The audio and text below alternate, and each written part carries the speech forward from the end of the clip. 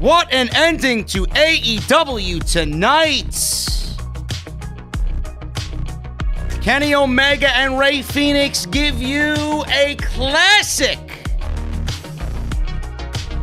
AEW title on the line. Kenny Omega retains that title, but in the end, it was Jon Moxley that paid the ultimate price. And it was just too sweet. Hikaru Shida defends the AEW Women's Championship against Abadon.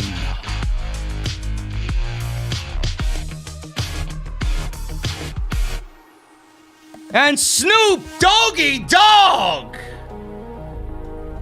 does a better wrestling maneuver than Billy Kay. How sad. We got all this and so much more, including your AEW news and rumors for the week. Is AEW set to move out of Daly's place? We're going to talk about it right here on the only post show you need, man. This is your AEW Dynamite post show right here on Off the Script.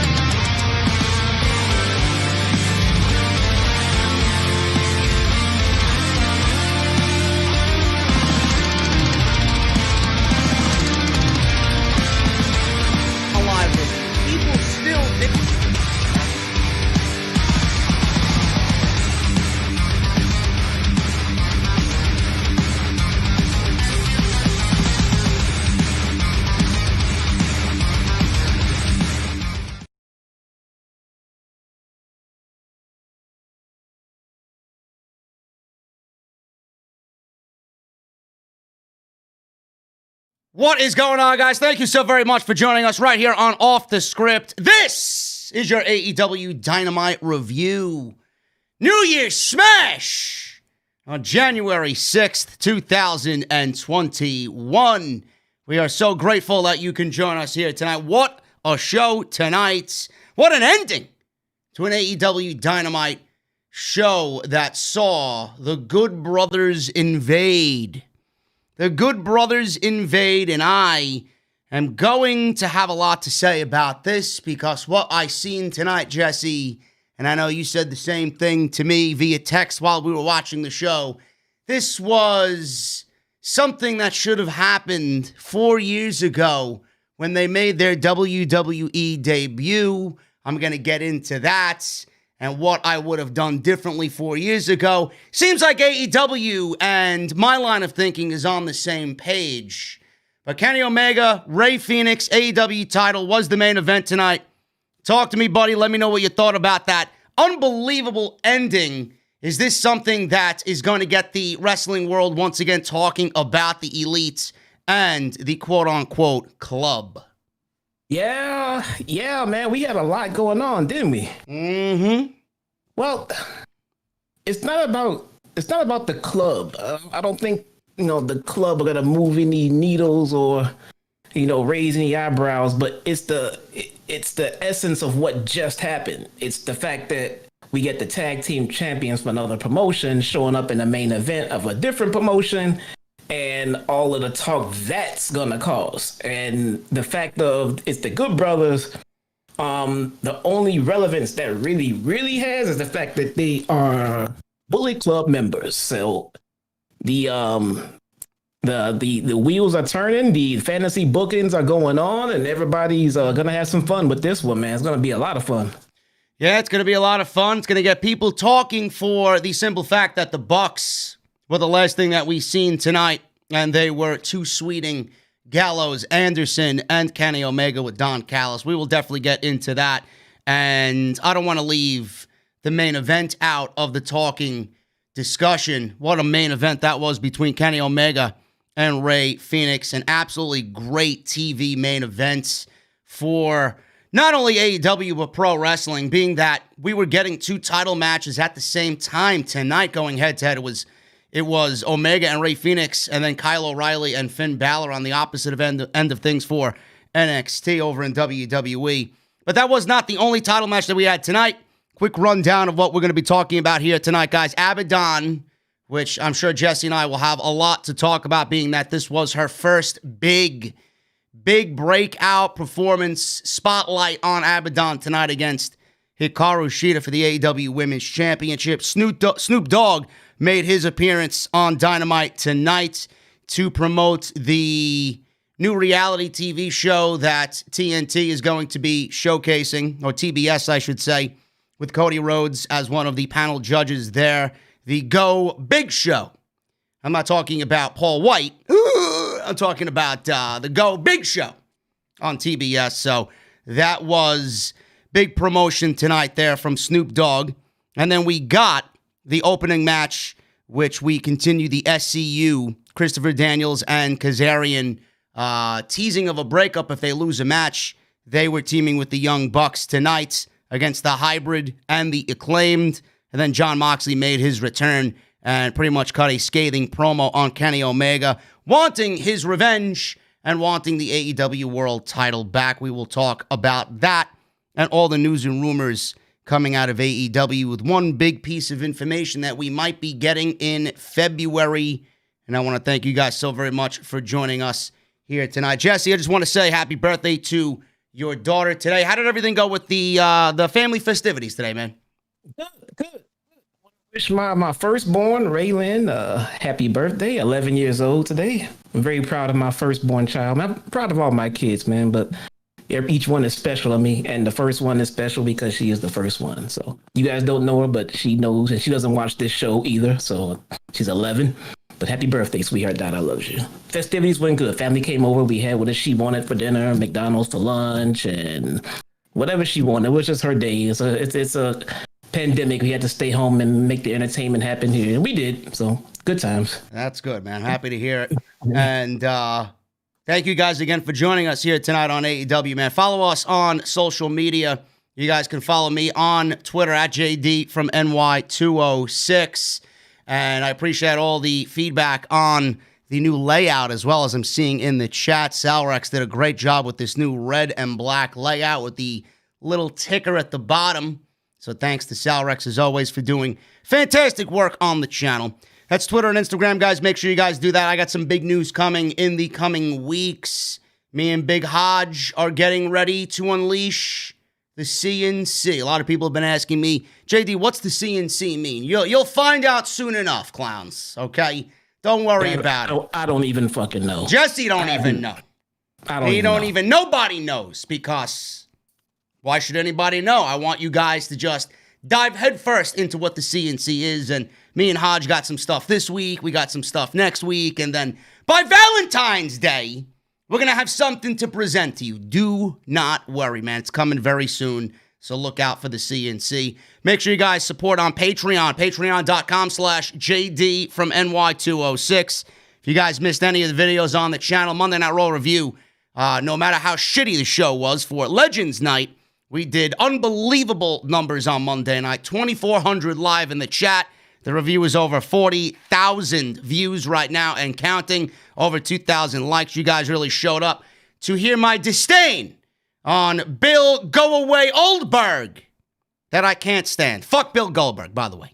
I'll be saying that from here until WrestleMania, so get used to it. Go check out the review. It is live on the channel right now. You guys got Dynamite tonight, and I will be back on Friday, as always, with SmackDown, and then another unbelievable rendition, because I have plenty of news on Bill Go-Away Oldberg on Saturdays, 3:59 of Off the Script. So thank you guys for that. Check out all the videos if you missed them. Go get your masks, mouthmasker.com/OTS. Go and get your blackface coverings now with the Off the Script logo on it. Great masks, really comfortable. Mouthmasker.com, bonfire.com for all your t-shirts. And today's show is sponsored by my great friends over at Dr. Squatch. DrSquatch.com. Use code SCRIPT at checkout. You guys can save 20% off. They are an amazing product, and I want you guys to look your best, feel your best, and smell your best by using some good old Dr. Squatch, man. Code SCRIPT at checkout. We'll talk about them a little bit later on in the show.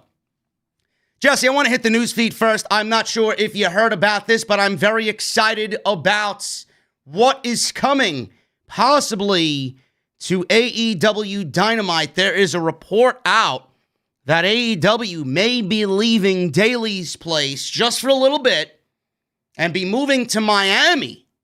And that means Dynamite will be emanating from Miami and Revolution will be emanating from Miami. We don't know where. We don't know if it's going to be inside or if it's going to be outside. But according to the report, this is coming from Cassidy Haynes of bodyslam.net. They do good stuff over there. Everything that they put out is legit. According to this report, AEW plans on moving to Miami for their Dynamite and Dark tapings for the month of February. This includes Revolution at the end of the report. That theme show was scheduled for later this month, but it may have been pushed to February due to schedule changes because of the Brodie Lee tribute show that happened last week. Did you hear about this, and what was your initial reactions to this report? The one thing that I personally take away from all this is I understand the colder weather because Kenny Omega had mentioned this previous in the past, and I know he's made light of that situation. I know we typically watch these shows and we see fans wearing hoodies and we see them all bundled up, which, you know, to the average viewer, you might be thinking Florida and you might be correlating that with warmer weather, but it is 50 degrees, I believe Jim Ross said, in Jacksonville. They were all wearing vests and keeping themselves warm on the commentary table. But the thing is, Jesse, with me, just like we felt when we were watching NXT emanate from Full Sail, and we feel that same way with the Thunderdome now, being in the same venue, and then you kind of go into a pay-per-view, it kind of makes every show feel the same, and it also makes the pay-per-views feel like they're just one big enhanced TV taping on a weekly Wednesday night. But I love the fact that they're moving because, man, oh man, do these shows need a drastic change of scenery, and I cannot fucking wait till we get back to normal. They do. The COVID era and, the no fan era is getting to all of us. And we can't sit here and, point the finger at what AEW is going through as far as the repeated crowds at Daily Center and everything else. I mean, we all know it's not their fault, and we all know that they're doing the best they can to make, good out of a bad situation. The change of venue would be nice. I don't know what we're expecting here. I mean, unless we're going just, flat out all the way live crowds. The Daily Center's been a little bit of a breath of fresh air because they have gone to a pretty large percentage of their capacity crowds as of late, and you can tell by the crowd reaction. I don't know what we're going to get if they move. If it's a better layout and a better situation, I'm for it. I just hope it's not something where we have to get less fans in a time being to accommodate, warmer weather. I don't know about those guys, but 50 degrees where I'm from is just perfectly fucking fine to be outside for a wrestling show. I don't know what they're complaining about. Well, listen, I mean, with the weather that we've been getting on the East Coast, man, 30, 40 degrees, I'll take a 50, 55 degree day any day of the week over what we're getting right now. I walked to Target early. I was freezing my fucking balls off. Target's right up the street. It really, especially the ones out there working, man, they're out there working. They don't feel 50 degrees at all. It feels like it's 100 degrees when you're working. If you're sitting ringside, just put a light sweatshirt on and you'll be fine at 50 degrees. But what do I know? I'm from Chicago, man. No, but Miami, hey, everybody loves the city of Miami and its, scenery. So hopefully they give us something a little bit fresh, a little bit nice, and I'm looking forward to it. But I don't expect much of a change as far as the atmosphere of what we've been getting, because like I said, I think Tony and AEW's been giving us pretty much the best that they can do. I mean, I'm still seeing live events where there's no crowds. They have about 30 to 40 to almost 50% capacity at Daily Center at this point. So yeah, tonight there was, I believe they said 600 to 700 people in attendance. Last week for the Brodie Lee show, there was over 1,000 in attendance. I don't know what this means. If they're going to be indoors, they're going to allow that same number of fans indoors. I don't know if there's going to be any extra precautions on top of what's going on right now, being that they're going to be possibly inside compared to being outside. We don't know those specifics yet, but the one thing I'm looking forward to is if it is indoors and you do get 1,000 people inside a 15,000 seat venue, 1,000 people can really still make a lot of fucking noise.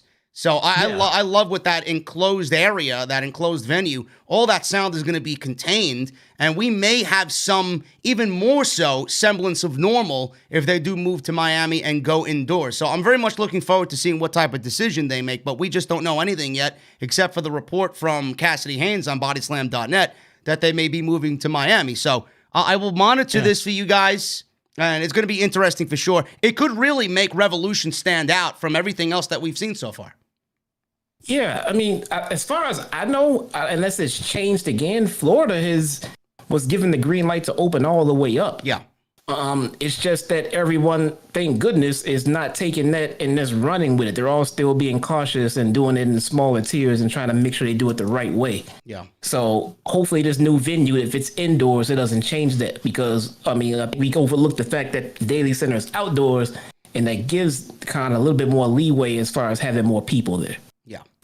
Yeah, and I actually believe that the Super Bowl, being that it's going to be in Tampa this year, the Super Bowl, I believe, is going to have fans. They're going to have 20 to 30,000 people in attendance, and that stadium fits about 85, 90,000 people. So they'll be filled to at least 1/3 capacity, and I think they're taking the safe route for that. And I know without a shadow of a doubt that Vince McMahon is monitoring that as well, and he's going to be looking forward to seeing what the football, the biggest game of the year in football does, the Super Bowl, to correlate that with WrestleMania. And if Tony Khan is allowed to do anywhere close to that type of percentage in a smaller venue, I think he would, as long as he can contain those restrictions. So, again, it's going to be very interesting to see. Everybody's still walking on eggshells with all of this pandemic stuff going on, but I can't wait for everything to get back to normal because of the scenery. That's the one thing out of everything else that really bothers me. It's just the sameness every single week.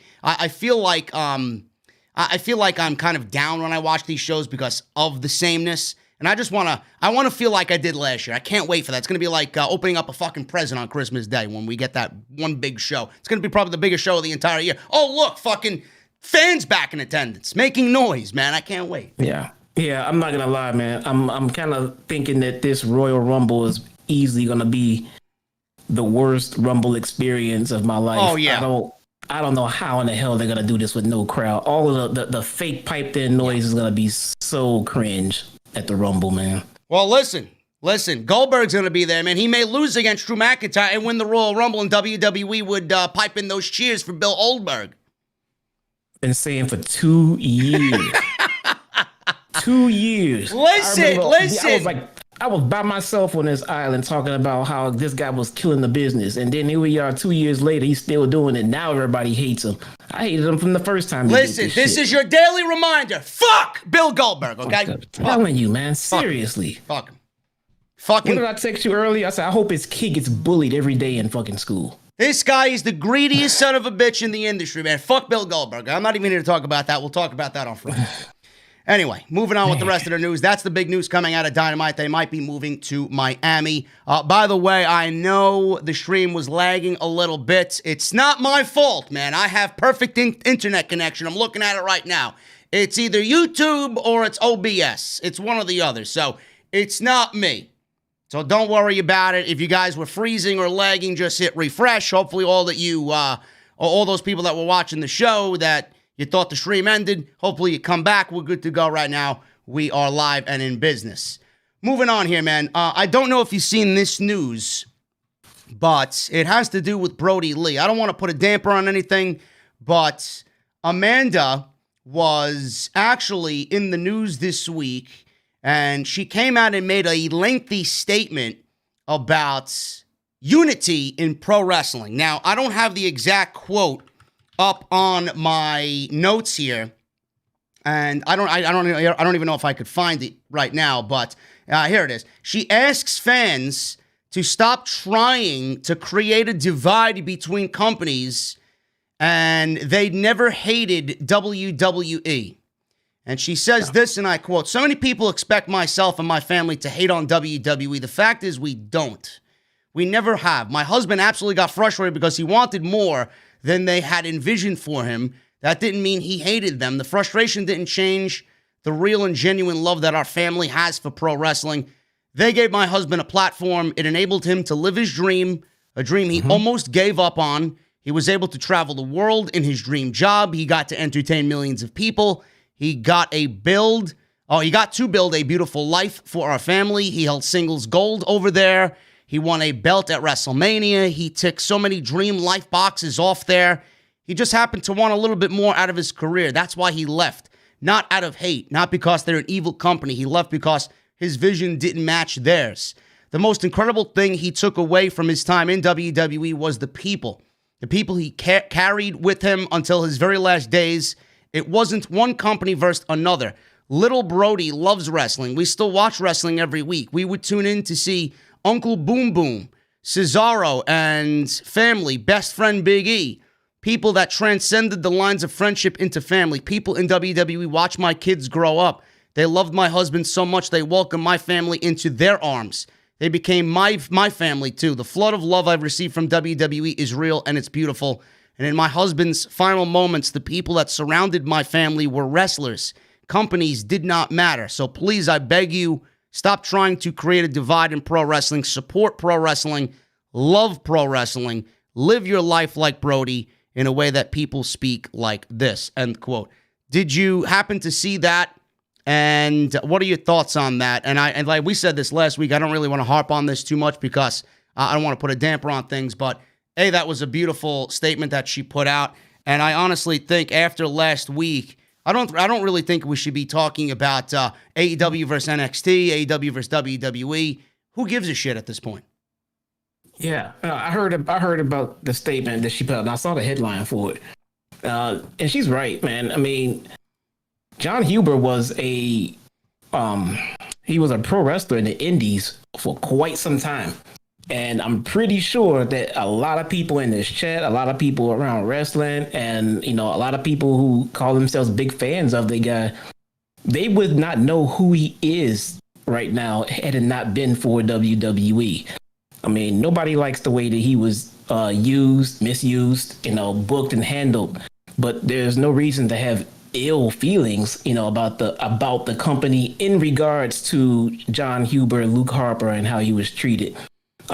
He did get a platform, and most of us are aware of who he is and his talent and his skills because of WWE, because they did allow him to come onto their television show, portray a character, and do it for a very long time, long enough for us to fall in love with it, long enough for us to care about what happens to him and to be happy for him going somewhere else. So, no, they didn't do him dirty. They didn't, just ruin the guy.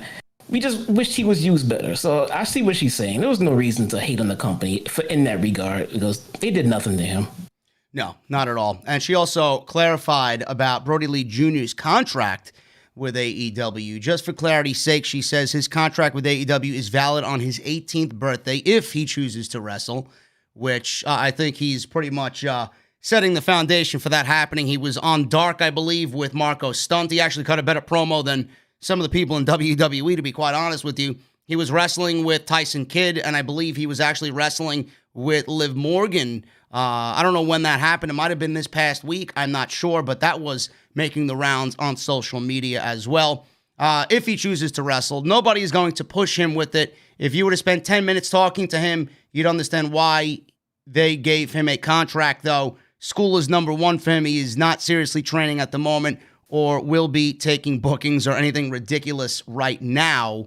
And those are the statements from Amanda about Brodie and Brodie Jr. as it pertains to the contract that they gave him. So, listen, I hope... He's already training. I know. It's going to be... Listen, he's already got a future opponent lined up in MJF, and I don't know if you told me or if Salrex told me, one of you guys told me, it's going to be Matt's son versus Brodie Jr. at some point.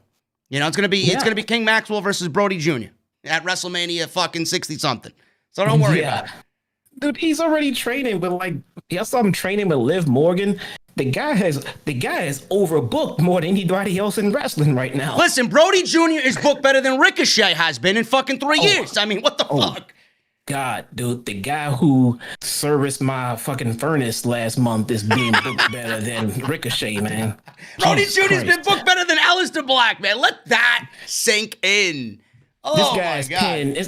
In 1 week, this guy's pinned Kenny Omega, Adam Cole. He pinned like half the Dark Order. I mean, I don't know what's going on. He pinned Miro. He pinned everybody, man. Hey, listen. Good for him, man. I'm glad he's getting his shit in. And again, thoughts and prayers go out to the family. Still, it's something that I still can't. I can't get a grasp. I can't get over it. Still, it seems like a fucking dream. But I'm glad that she is speaking so highly of him. It's nice of her to clarify that for us, even though it's none of our business at all. And that was a beautiful statement she put out about pro wrestling. It's up to the fans to take that and run with it. Will they? Who knows, man? Social media is an evil, evil platform. Anyway, man, let's get into the show. Young Bucks, Matt and Nick Jackson, they opened up the show with SCU, Christopher Daniels, and Kazarian against the Hybrid. This is Jack Evans and Angelico against Young Bucks SCU. They teamed up with the Acclaim, Max Caster and Anthony Bowens. The Bucks and SCU, this was mainly a match to really showcase what is possibly to come with these two teams. The Acclaim came out and they cut a great rap-style promo here on the Young Bucks and on whatever's going on here with SCU. So I really enjoy them. I really do think that when fans do get back in attendance that they will be mega heels just by the way that they come off. I can't wait to see how the live crowd really reacts in a big fashion to the Acclaimed. I think they're doing big things. And This match was pretty much Bucks and SCU, and the story here revolves around them. So we had Bucks landing risky business, and that was for a near fall on Anthony Bowens. Kazarian landed a DDT, and Matt scored another 2 count on that. So we got Matt hitting the BTE trigger on Anthony Bowens, but Evans broke the cover up. Evans and Angelico worked over Matt for a couple of minutes. Evans landed a 630, but Matt Jackson got the knees up. Nick tagged in. The Bucks super kicked Evans. Evans scored a near fall just moments later with a back bridge. And then the Bucks set up for the Meltzer driver, but instead flipped onto the Acclaim. Nick didn't do his part of the Meltzer driver. He said, you know what? Screw it. I'm going to jump to the outside, take these guys out on the outside. And then the Bucks, they actually delivered a best Meltzer ever. It was unbelievable. Daniels landed the best moonsault ever and transitioned that into the Meltzer driver. And then Matt hooked the leg on Evans, got the 3 count, 1, 2, 3. After the match, Kazarian said at the end of last year, which was last week, he told Daniels that the next time that they lose a match, they're done as a tag team forever. He said they will not lose a match on his watch. Daniels said they've got the Bucks back anytime they need them, except for the night they once again go after those AEW tag team titles. He said they want to beat the best tag team on the planet when they become the champions. They shook hands and they raised each other's arms, and that was pretty much it. And I don't know where the Young Bucks and their allegiance lies after the end of their show, if they're going to be heel, if they're going to, somewhat be in between. But this was pretty much a match built around a possibility of SCU and their tag team dreams ending at the hands of the Young Bucks. So what'd you think of this, Jesse? And is Christopher Daniels, I think you mentioned this last week, do you think Daniels is going to call it quits? Is he going to retire? The R word is a yeah. You can't never say it in pro wrestling. Wrestling, man. Yeah. He's taken a step back already. I mean, that's clear. Look, all I can say is that this storyline seems like it can only end with Daniels retiring. Yeah. And then them breaking up SCU as a tag team, because what else are they going to do? Frankie goes on to a singles. I think this leads to a Frankie and Scorpio feud, because where's Scorpio Sky been? His singles run is kind of aimed nowhere. everybody wants to, point them back towards SCU. So they can run with this angle, go ahead and do it. And then whenever they lose, I would just make sure that Scorpio's involved in it. And as long as the breakup happens, then you can go with Scorpio and Frankie, and you can go from there. And the Doc can go ahead and stay in Gorilla, do talent relations, do what he's respected for and needed for backstage, and it would all come together and make sense. Do you think that this is happening because they do have plans to push Scorpio Sky and they don't want to push Scorpio while SCU is still a trio? Because, and I could be way off on this. It's just me thinking out loud here now that you're mentioning Scorpio Sky. Do they want to end SCU before they push Scorpio Sky? Because if they are still intact, Scorpio Sky is never going to shed that part of his career, and he'll never be able to move forward as a single because nobody will take him mega seriously as they would if he was just by himself under a new guise, under a new direction. It makes sense because if you think about it, they've tried to push him as a singles. It really didn't go too far. He ended up back in tag teams. And as long as he's out there with the same gimmick, he's always going to be looked at and referred to as SCU, especially, but like you said, SCU out there. So if they want to go ahead and do Frankie in a singles run, then great. They need to go ahead and disband SCU. And then they have something for Frankie and Scorpio to actually do. And then, then the Doc can just hang out. And I don't know about retire, but I think the deal is they'll never tag again. So that doesn't stop, him from coming out and wrestling again. Yeah. Just not in the tag team anymore. Yeah. See, that's where they went wrong with Kofi Kingston. I was pushing that all last year when he was the WWE champion. They always pushed him as a member of the New Day. And though Kofi is great, don't get me wrong, I'm a fan of Kofi Kingston. But in my eyes, when I look at the New Day, I feel like he's the least popular, in my opinion, when I look at the New Day. He's my least favorite of the New Day members. And they really never gave him that breakaway from the New Day to really settle into being a serious WWE champion. He came out with the unicorns, and he came out with the cereal, and he came out with the pancakes. Nobody ever took him serious as a WWE champion. Everybody loved him being the WWE champion because he put so many years of his life into the company, and he definitely deserved the run. But that doesn't make him a serious WWE champion. I think everybody looked down on that because he was still a part of the New Day. Now, I got to give WWE credit because they're doing what they should have did with Kofi, with Big E, and they've actually broken Big E away from the New Day, and he's almost to a point where he's his own man on his own 2 feet doing his own thing. And yeah, you still kind of look at Big E and think he's a member of the New Day because he's out there, he's fun-loving, he's gyrating, he's doing all that stuff, but he's coming into his own. And I want them to do that with Scorpio Sky. I don't want another situation like that. Yeah, well, the problem with Kofi for WWE Creative was they didn't have any plans for Kofi because he wasn't in the plans to be champion. Very true, yeah. So they rolled with it because he was white hot and the fans were calling for it, and would have been one of those things where they should have pulled the trigger when they had the chance. So they did. But the thing is, they didn't fully commit to it. They just gave him the title, pretty much labeled him as a transition champion, planned everything around that title after they were going to get it off of him, and then forgot about him. So it wasn't like, okay, well, he's champion. Now we got to capitalize on, now we got to change this. No. The fans want him to be champion. They're not going to let us hear the end of this shit. So make him champion and let him hold it for a while, and then we'll move on with the title plans. So that's exactly what they did with Kofi. Yeah, no, I absolutely agree.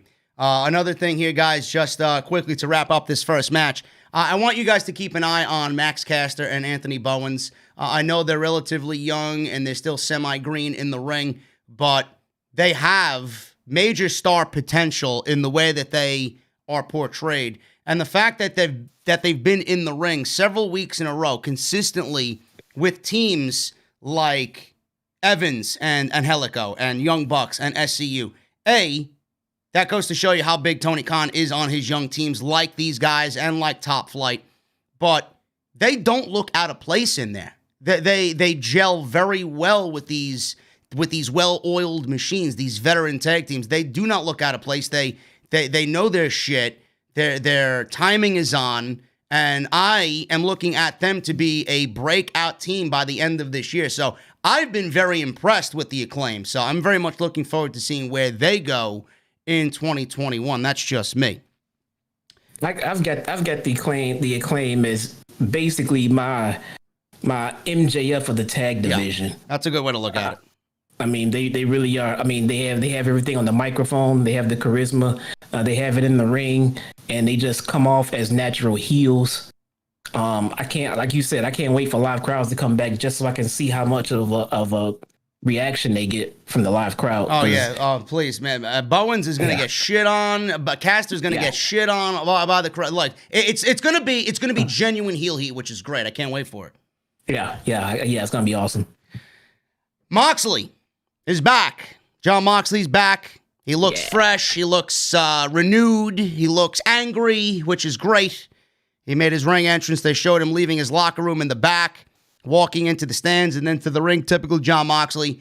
He said that they might have expected, or people might have expected him to come out here and curse up a storm and scream and bitch and complain and moan about what had happened on December 2nd with Kenny Omega. But where I come from, life isn't fair, and bitching, moaning, and complaining is a waste of time. Sounds like me every fucking Monday night, bitching, moaning, and complaining. Where does it get me? Nowhere. He said it's an unforgiving sport, and sometimes all you can do is endure and grit your teeth. He says he's planting his feet firmly on the ground and don't back down an inch. He said now, though, what to do with Kenny Omega and that guy he's been hanging around who looks like a used car salesman. And I love Don Callis. I think he's great. I think he's great for Omega, but he does look like a used car salesman. He said he sees things in black and white and has a zero tolerance policy for shitty people, which I think is a sentiment that a lot of people are feeling, especially after today, going into 2021. He said an appropriate response tonight in his book would be run down Kenny and that other asshole and beat them to a bloody pulp with a crowbar. He said tonight, though, the AEW title is on the line. He said he gave his heart and soul to protect the integrity of that title. And then he touted Phoenix and said it's not his right to interfere in another man's destiny. He said he will get even and then some when the time is right. He said when he does something or says he's going to do something, he does it. He said when he has a responsibility, he upholds it. And he will forever be in Omega's blind spot lurking over his shoulder. He promised that one day he will look into the eyes of the devil and beg for mercy and realize he crossed the wrong guy. A, I'm glad he's back. B, when he's on, he's on. He cuts a fucking great promo. He's legit. You believe every word out of his mouth. And I didn't know where they were going to bring back Moxley. I kind of had a sense that they were going to continue him and Omega. It's only right that he chases Omega. Omega's not losing that title anytime soon.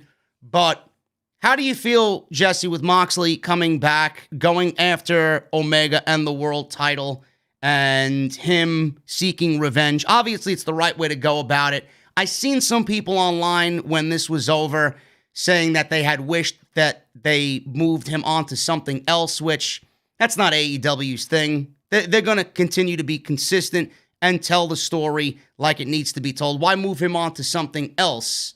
Because Omega right now, what has he got going on? He's just in these nothing matches that are very predictable. Great matches, don't get me wrong, predictable, but the money here is a rematch with Moxley, and that was always the end result here. Yeah. You know, I mean, like you said, I want to just say this right now. Moxley is a fucking fantastic promo. I mean, the guy comes to the ring just to talk, and you get more entertainment from that speech than you do from a wrestling match. You know, that's a superstar. You know, if you think about it like this, right now, Kenny Omega, this guy's on multiple platforms. He's on different companies. He's taking that title everywhere. But think about this: who's the number one guy in AEW right now? Because I don't think it's Kenny Omega. I mean, people could look at Kenny Omega because he's the world champion, but I mean, by name value, if you're going off name value, it's absolutely Jon Moxley. It's Jon Moxley. You know what's going on right now with this dynamic with Moxley and Omega? This reminds me of Austin and The Rock in '99, around the 2000 area when the heel Rock was champion. and he had the whole corporation behind him. He had all of the backup. He had the heater with Vince. This is Kenny and everybody around him and everything else. And Moxley is the Austin. Moxley is the top guy chasing that super heel. I think it's a very similar dynamic to with the corporation Rock and the good guy Austin, who's still a badass, who doesn't give a crap, but he has respect for the business and his peers. And I'm enjoying this storyline right now for everything that it's worth. I think they're nailing it right now. Oh, yeah, I love it. I can't wait to see the rematch. I would presume it happens at Revolution at the end of February, and I'm very much looking forward to it. I obviously, we will give our ideas towards the end of the show with that last segment on Dynamite tonight. We could see the club. Obviously, they're reformed in some way, shape, or form. Who's Moxley's backup going to be? It's easy to pinpoint Pac and Pentagon and Phoenix possibly backing up Moxley, but that would make Moxley, Pentagon, Phoenix, and Pac, Pentagon, Phoenix, and Moxley. That's 4. And then you have the 5 of the Bullet Club. Who else could possibly join Moxley in the war against the Elite? And I don't want to jump the gun here, but one name is sticking out to me, and it's my good old buddy Sami Callihan.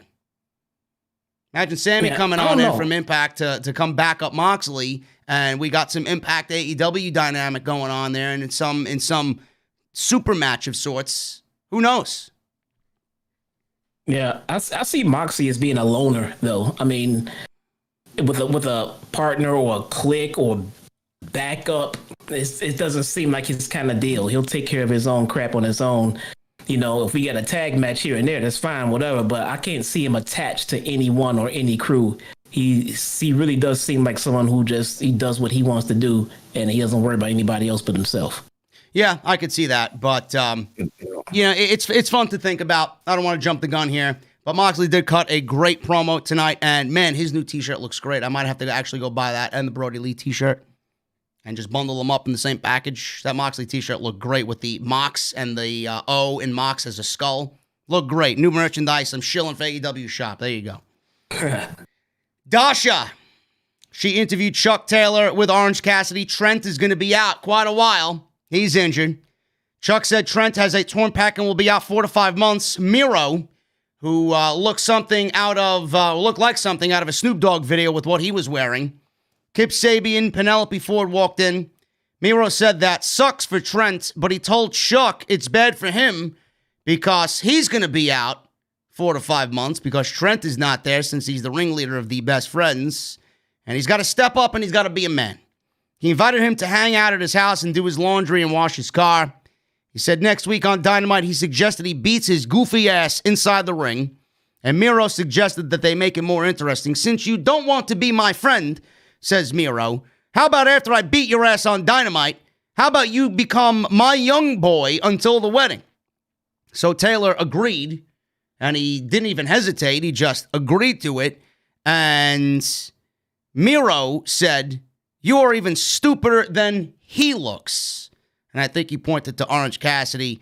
And Trent just wants all of this to be over with. And I don't think he realized the repercussions of what could possibly happen next week. So Miro and Trent obviously on the side burner right now, Jesse. So we're going with Chuck. Is Chuck going to be the young boy for Miro?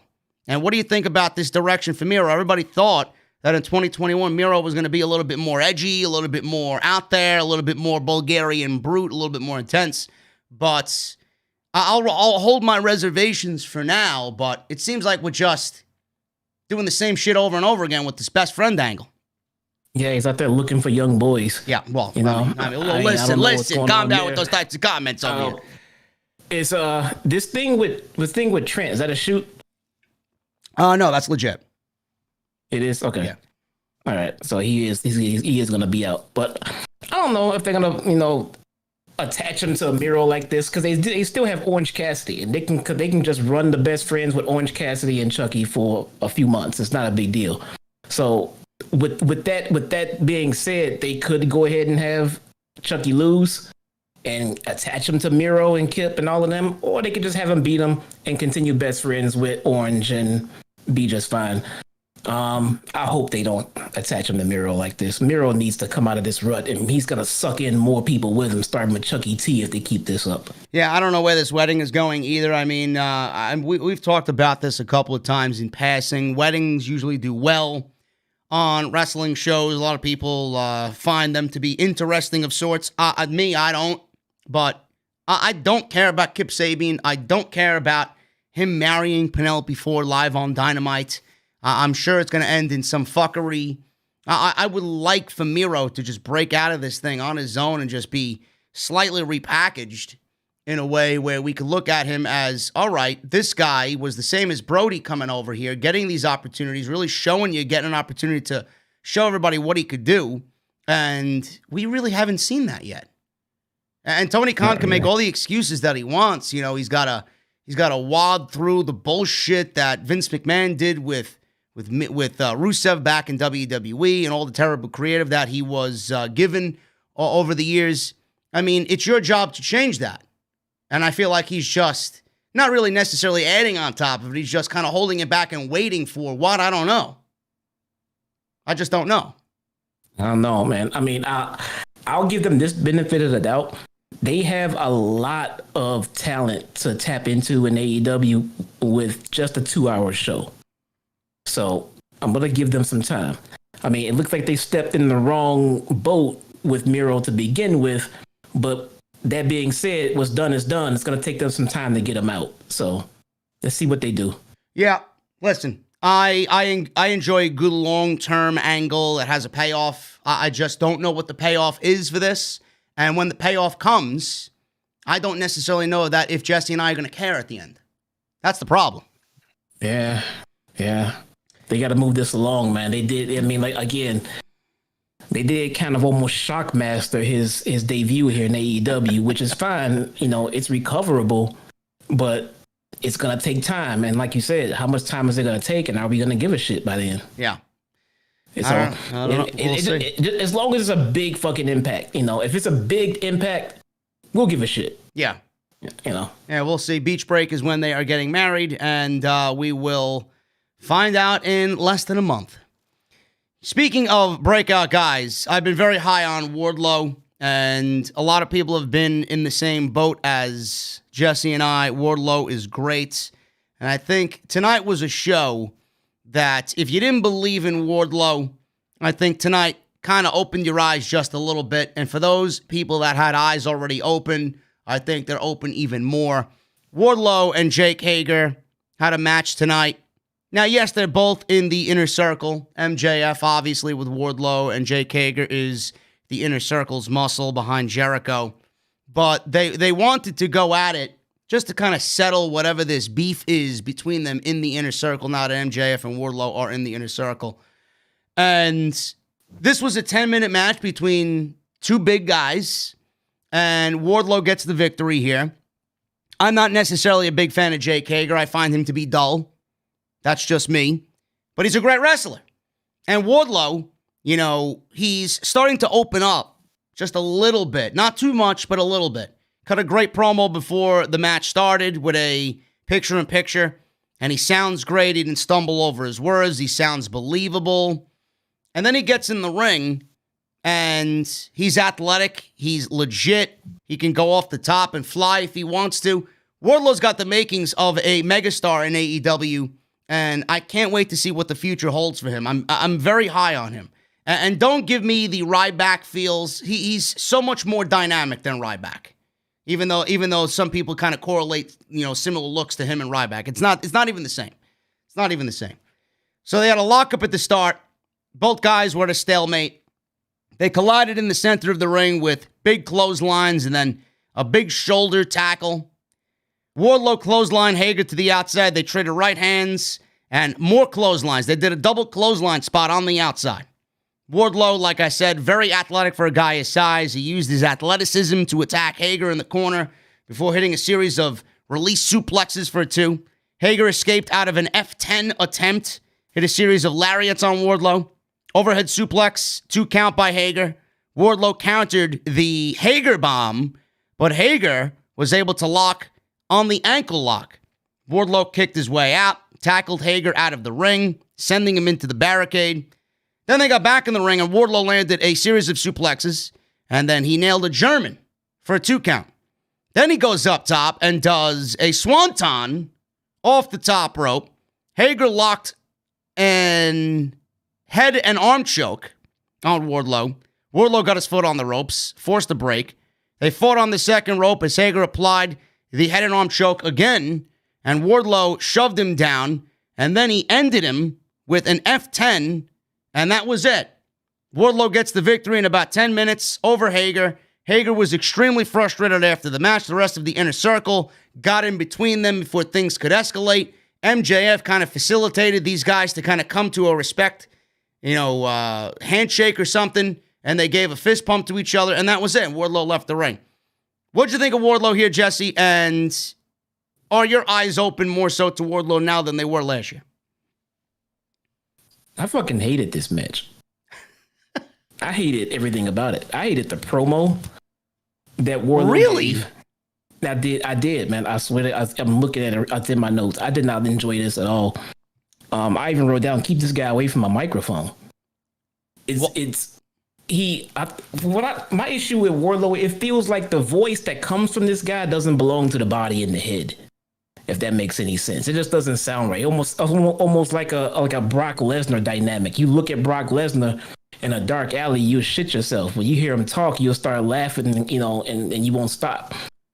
But here nor there, the match was kind of clunky to me. I mean, they had too many, any bare misses, too many miscues. Now, with that being said, you're right. Hager's not all of that great in the ring to me, but Wardlow is pretty good. But that being said, I thought that they just didn't have chemistry or a good dynamic. If that makes any sense. I don't think Wardlow sucks. I think he sucks on the mic, but I think he's fantastic in the ring. But with Hager, they didn't produce a good match to me. I mean, I just wasn't a fan of it personally. Well, I mean, listen, that's your opinion, and I don't ask anybody to agree with me on everything. I mean, the match wasn't, like, fucking great, but what I seen out of Wardlow was very good. Hager, to me, Hager gives me those WWE vibes. I don't know. I mean, and I guess it's in his appearance, too. He's been given the role of muscle in the Inner Circle, and he's more of an MMA guy than he is a pro wrestler now, so I don't expect much out of him now anyway. But I'm really surprised that you don't like the way Wardlow has come off in the very short promos that he's done. And no. I'm not even arguing with you about the match, but as far as Wardlow goes, I mean, obviously there's potential there, correct? Yeah. Oh God, look, man, please don't get me wrong. I said Wardlow was awesome, and I still think he's awesome. I just didn't like that promo, and I think that the work with Hager was a bad combo. I don't think they worked well together at all. But Wardlow, he seems like the kind of guy that will work better with a smaller person. And this is another thing too. It's dynamic with Wardlow and Hager. We have two big muscle guys who are supposed to be the muscle of a faction in the same faction, both heels fighting each other. I'm really confused about where this dynamic is going. And like, what is Wardlow's role in Inner Circle? What is Hager's role in Inner Circle? Why do we have two of them and they don't like each other and they're both heels? I mean, what the fuck is going on? I don't know. I wish I could answer that for you. I don't know. It makes no sense, man. I mean, again, this is me. It's not doing it. It's not doing it for me. That matchup is not doing it for me. I enjoyed Wardlow much more when he was just with MJF and bullying baby faces. That's what I like Wardlow doing, because he did that the absolute best. I don't know, man. It's definitely up for debate. I know a lot of people in the chat, they initially took what you said the wrong way. Jesse is a big fan of Wardlow. He just didn't necessarily like the match. And he, world champion. Wardlow is a future world champion. What's that got to do with him not working well with Hager? I don't understand this. He doesn't think he works well with Hager, so it's not. I agree with him. He probably works better with smaller guys. Yeah, he tried. Most bigger guys do. He tried doing a leapfrog on a cross and he barely made it. He almost clipped those nuts a little bit. I mean, he did. It just wasn't a good dynamic for me, that particular match. So calm down, Chet. Wardlow is fine. Wardlow will be fine. I just don't see where they're going with this Hager feud. I didn't like the match at all. I just want them to even this shit out. Wardlow was perfectly awesome for me, just being MJF's heater, which he can still do. But I don't understand why he's beefing with Hager. So who are we supposed to cheer for? Who's the babyface there in that particular dynamic? Well, listen, after the match was over, MJF went into the locker room and tried to, I would say, give Hager a pep talk about not being down on himself, maybe tried to butter him up for something. Did you take anything away from that? Because that was very unlike MJF to do that. He came off almost as a good guy, and we know Maxwell is not a good guy. But... No. But is he trying to butter Hager up for any specific reason? And is he trying to get in even better with the inner circle, possibly to do exactly what we had talked about here and maybe take Jericho's spot? Maybe to build trust in the others in the inner circle to make him look like the good guy. So when something happens, everybody can blame Jericho and they're on Maxwell's side. Could be, because who's Jericho's muscle? Directly, it's Hager. There you go. You know? So that's a good point. Now, if MJF wants to try to manipulate and get in the head of Hager, he's got Wardlow, he's got the win. Get in Hager's head, try to wedge Hager out of there. Once they get Hager out, now they can get Jericho out. Maybe that's a part of the big of the overall picture. Now, if that's the case, then this feud, this match, this little segment that we had with them tonight makes 100% sense. You know, it makes sense. But outside of that, if they just did this to get it out of the way and they were supposed to forget about it and it's never broached again, why did this need to happen? Because it wasn't that great of a match to me, and it kind of messes up the dynamic of what these guys are supposed to be doing in the inner circle individually. Yeah. So yeah, we will see. I like that little dynamic there. Very interesting little tidbit of information after that match is over. So we don't know what MJF's real intentions are. And a lot of people thought that was very unlike him, especially in that moment after that match was over. Shivani, he talked about the TNT title. TNT title, as we know it, is now retired. That went to Brodie Jr. It is no more. We have a new TNT title, and I actually have the new title on screen right now for you. This is the new TNT Championship. No longer does the title have a red strap. We now have a black strap.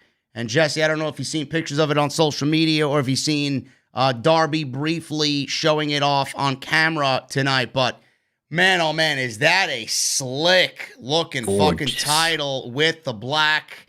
I remember when people shit on this title when Cody first introduced it, and then he gave you the real thing with the red strap, and it even looked good then, but man, the black really just highlights everything about this beautiful title. I love it. Yeah, it is awesome. It is awesome. I would love for this title to get some kind of sub name or just some kind of indication on it somewhere to remember Brodie Lee. You know, I know what they did for him with the other title, but that would just be awesome going forward. But nonetheless, this is a gorgeous title. I love it. Well, it seems like they are paying homage to Brodie with Jim Ross. I believe it's going to be a weekly. I hope it is anyway. It's Wednesday night. You know what that means. We are live on AEW Dynamite. I hope that's going to be in the open to the show from now on until forever. So yeah, that'd be awesome. That'd be awesome. Yeah, he did say that tonight, but that's the TNT title, guys. Brand new title given to Darby because the old one was retired.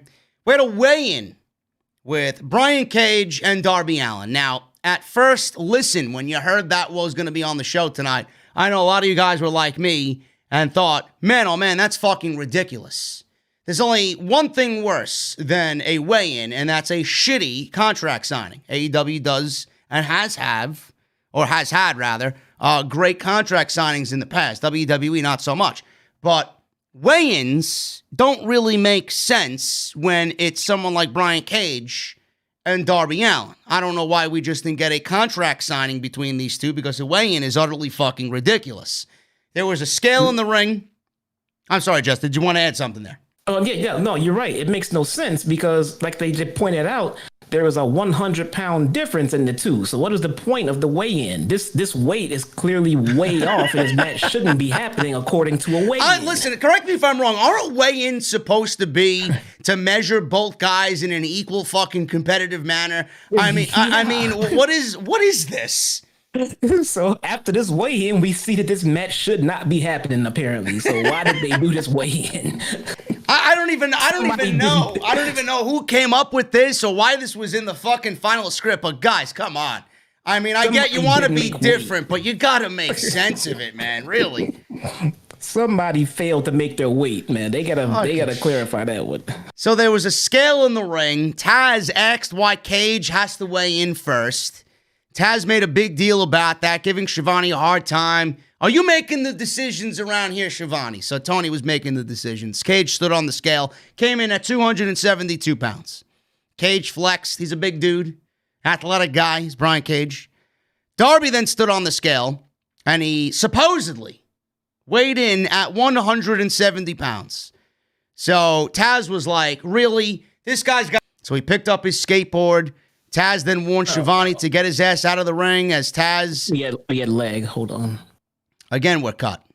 Yeah, we get a quick cut. Leave it. Let's continue to run it. I don't even give a shit. Just refresh the fucking stream, guys. Come on. Refresh the stream. So we got Darby telling Taz, let's get to the fun part. Taz then warned Schiavone to get his ass out of the ring, and the lights went out. Out comes Sting. His music plays. Sting walks out. Team Taz then retreated up the ramp. Taz yelled that next week they will crown a new TNT champion and call Sting. Taz did. He called Sting a son of a bitch. So they gazed into each other's eyes, did Darby and Sting. He pointed the bat at Darby, and that was pretty much it. So we got good hype for a TV main event next week for the TNT title. We got a Sting appearance. It's more and more likely that Sting is going to be aligned with Darby in some way, shape, or form. When Brian Cage is about to win the title, I'm assuming Sting is going to help Darby retain the title next week, and then we'll be in phase 2 of this Team Taz versus Darby and Sting dynamic. But as far as what's going on here, Jesse, I'm looking forward to the match, but with Sting in all of this, it feels like a repeat. Well. What happens? Everybody's saying that I was jumping the gun on fucking Sting. Listen. I was going to get to that, you clown, if you gave me a fucking second. No, fuck that. Because I got too much shit from saying that Sting needed to fucking do something. And now we're still waiting for him to do something. Listen, it's been the same thing since Winter is Coming, since December 2nd. We've had a month of the same appearance. Okay? I'm talking to AEW and I'm talking to Tony Khan specifically. Something needs to be different. Okay? Sting is great. I could listen to the music that they wrote for Sting all day long. I love it. Sting coming out there gives a legitimate feel to the show. But it's been the same rinse and repeat interruption for over a month now.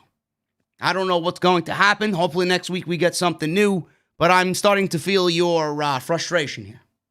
Knew it. I fucking knew it, dude. I mean, I'm starting to think they don't know. They just don't know exactly what they want to do with him. They know they want to keep him on TV. They know they want to keep him on everybody's, in everybody's head. But he isn't doing shit.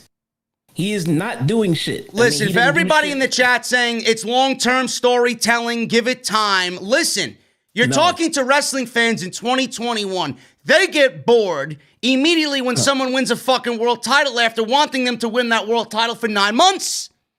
No. You can't sit there and say, give it time. 5 weeks is way too long to give something time when I've been seeing the same thing for 5 weeks. I would say the same thing if this was on WWE television. You need to do something. No, see, I got people telling me, look, this guy told me to fuck off, Batman. Look, listen up. Batman, look, listen up, man. Long-term storytelling goes like this. You start your story, and then you continue said story by adding layers as we go on. That means you keep the crowd interested in said story throughout the course of a long time. That doesn't mean don't do shit for 5 or 6 fucking weeks. Nobody cares anymore. You have to do something to escalate and to move the fucking storyline forward. It has to progress. It can't stay in the same spot. That's not long-term storytelling. What are you people in the chat saying? Sorry, JD, I agree with Jesse. We're on the same fucking page. What are you agreeing with him for? And you're not agreeing with me? There's no long-term storytelling here. They're saying the same thing. The fuck are you talking about? God. You fucking people got wax in your ears cleaning out. What are you, a Goldberg fan? It's another fucking thing. People, well, look at this guy complaining about Bill Goldberg, but AEW got Sting on their show. Sting ain't coming in to win world titles, you fucking moron. I don't believe I gotta talk about that again. Sting is not here to win world titles. Goldberg shows up after being out since February, March, and shows up. How do you get a world title match? Win the Royal Rumble? Win a number one contenders match after weeks of fucking competitive matches? Or be Bill Goldberg and show up while you're hidden in a fucking trailer right before the show ends? Yeah, dude. This is going nowhere fast. You got yelled at for watching the chat. Who said you better fucking quit? I better quit. It's my fucking chat. No, you have a show to do. I can read the chat. You can't.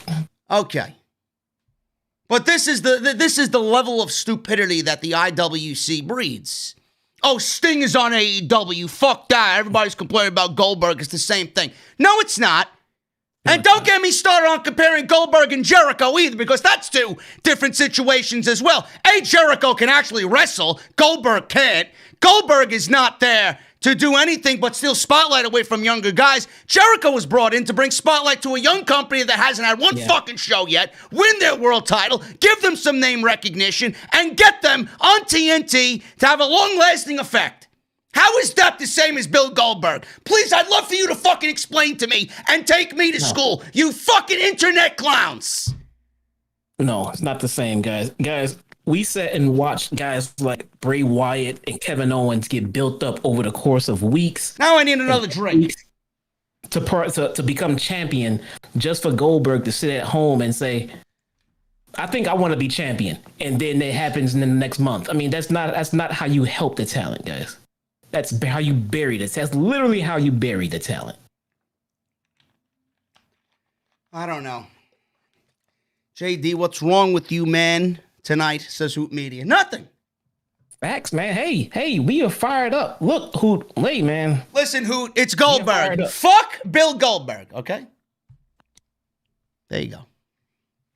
Edgar Estrada. He reads the chat, but he doesn't read emails. All right, but everybody's fucking ganging up on me tonight. Edgar, what's going on, bro? Come on, Everybody's man. I get called an asshole and everything else, man. The fucking Batman. I got Batman looking for me. Who wants Batman turning on them? That's not good. Man. I don't know. Batman. That's not Michael good. Keaton's Batman at 70 years old. You believe this fucking shit? Whatever. Yeah. Oh, man. Anyway, Sting is there. Sting is doing Darby and this Darby thing. And we'll see what happens next week.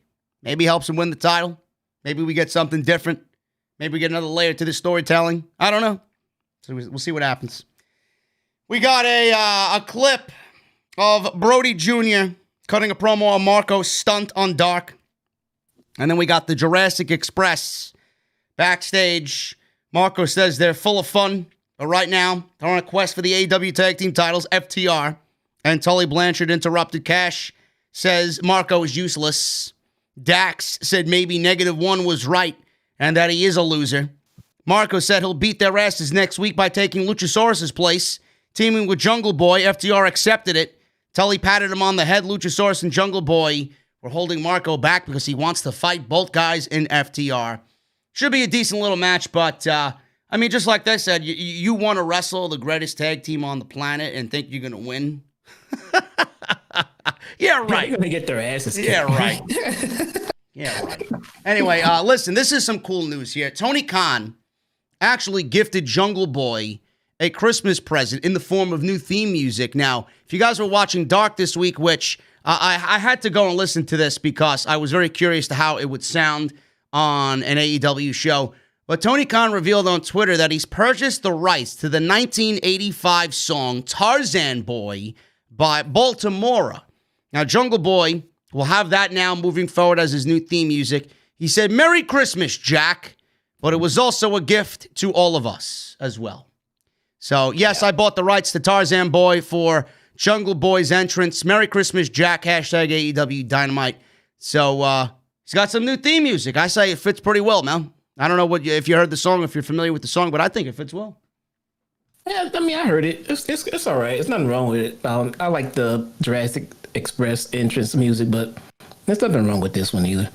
And also, I don't know where else to bring this one up at because I'm looking at the show, but I'll just bring it up here now. You know who we did not see on the show tonight? Hangman. Yeah. Remember that text I sent you a little while back? I think I know who the next Exalted one is going to be for the Dark Order. Hangman Page. I think it's Hangman Page. He might not be called Exalted One or whatever they do with him. I think they're grooming Hangman to be the next leader of the Dark Order since they were already trying to recruit him and everything else when this happened. And especially on the BTE special with Brodie, I think it's going to be Hangman eventually. Well, Evil Uno was on, I think, one of the more recent episodes of Talk is Jericho. I don't know if you heard it. I didn't hear it. I just took some notes on it, being that you just went into that because it was raised as a topic of discussion. What's next for the Dark Order after Brodie Lee? And Evil Uno discussed the group's possible future. What does Dark Order do from here? Genuinely, I wish I could tell you, says Evil Uno. I wish I knew. And he admitted, adding that all he wants to think about right now is Brodie. However, Uno did go on to say that he thinks the Dark Order should continue in Brodie's honor. Going forward, it could very well be a different Dark Order to fans and very much different to what the fans have already seen, being that they were heels and now they could absolutely be considered baby faces if one wants to think that. He says, the cult thing may not be the best approach moving forward. Maybe we are just a family, he says. Yeah, I can see that, especially with Hangman being absent from the Elite reunion tonight.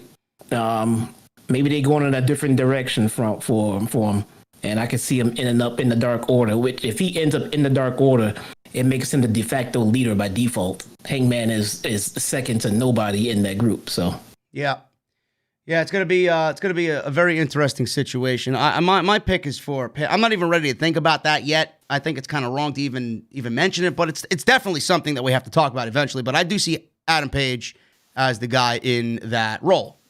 That's just me. Cody Rhodes with Snoop Dogg versus Matt Sydal. Cody wins this one in 9 minutes. There's not really much to the match. There was a slight botch in this thing by Sydal. He went for one of them Mexican arm drags off the top rope, and he kind of fumbled his way down, and they tried their best to maintain balance, but it didn't look good. Cody rolled through a body press by Sydal, middle of the match, applied a Scorpion Deathlock. Cody landed a disaster kick 2 minutes later, stopped Sydal and his offense. Sydal jumped off of Cody's shoulders into a victory roll for a near fall. Cody then landed not one, but two crossroads a minute later for the win, and Cody wins in 9 minutes. During the match, Luther and Serpentico were attacked by Cody. Or it was inadvertent, or something happened there on the outside. I had my head down. It happened so quickly. I don't know how it came off on television because I was tweeting at the time, but obviously it played into what happened after the match. Luther and Serpentico attacked Cody after the match, and they stomped away at him. Snoop Dogg was on the stage, walking back and forth. He was the Arn Anderson of this match with the notes, the notepad out there on the stage. Shivani said fans were calling for Snoop to help Cody here. Cody and Sydal worked together against these guys. Snoop then climbed the top rope, and Jericho then was yelling on the commentary team on the commentary table that Snoop doesn't have a wrestler's license. He was climbing the top rope. Now, I was deathly afraid of Snoop's life here. He was up top. He's a tall, lanky guy. He was up on the top rope. He was buckling. His legs were shaking. I'm like, Jesus Christ, I hope he didn't smoke anything before he went out here. Jesus Christ. So they positioned him closer, and then he came off the top rope for a top splash on Serpentico. And then they counted 1, 2, 3 to give him an unofficial pinfall victory on AEW television. Jericho says he hates all of them. Excalibur was plugging the new TBS show, the Go Big show, and Snoop had a big smile on his face. He was very excited about what had happened here. Now listen, I'm not going to praise this shit because if it was on WWE, I'd probably shit all over it. This was the worst big splash in the history of pro wrestling. off the top Thank rope. you. Okay? I know you wanted to say it. I said it for you. The worst big splash in the history of pro wrestling, but I will say this about Snoop Dogg. He is genuine when he's around pro wrestling. His smile is infectious. You see that genuineness come off. He absolutely loves this shit, and that I can appreciate. Yeah.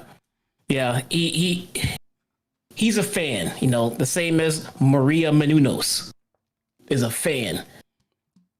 Yeah. I don't think that's reason to put them in the ring and on the top rope to deliver the worst wrestling move I've ever seen in my life.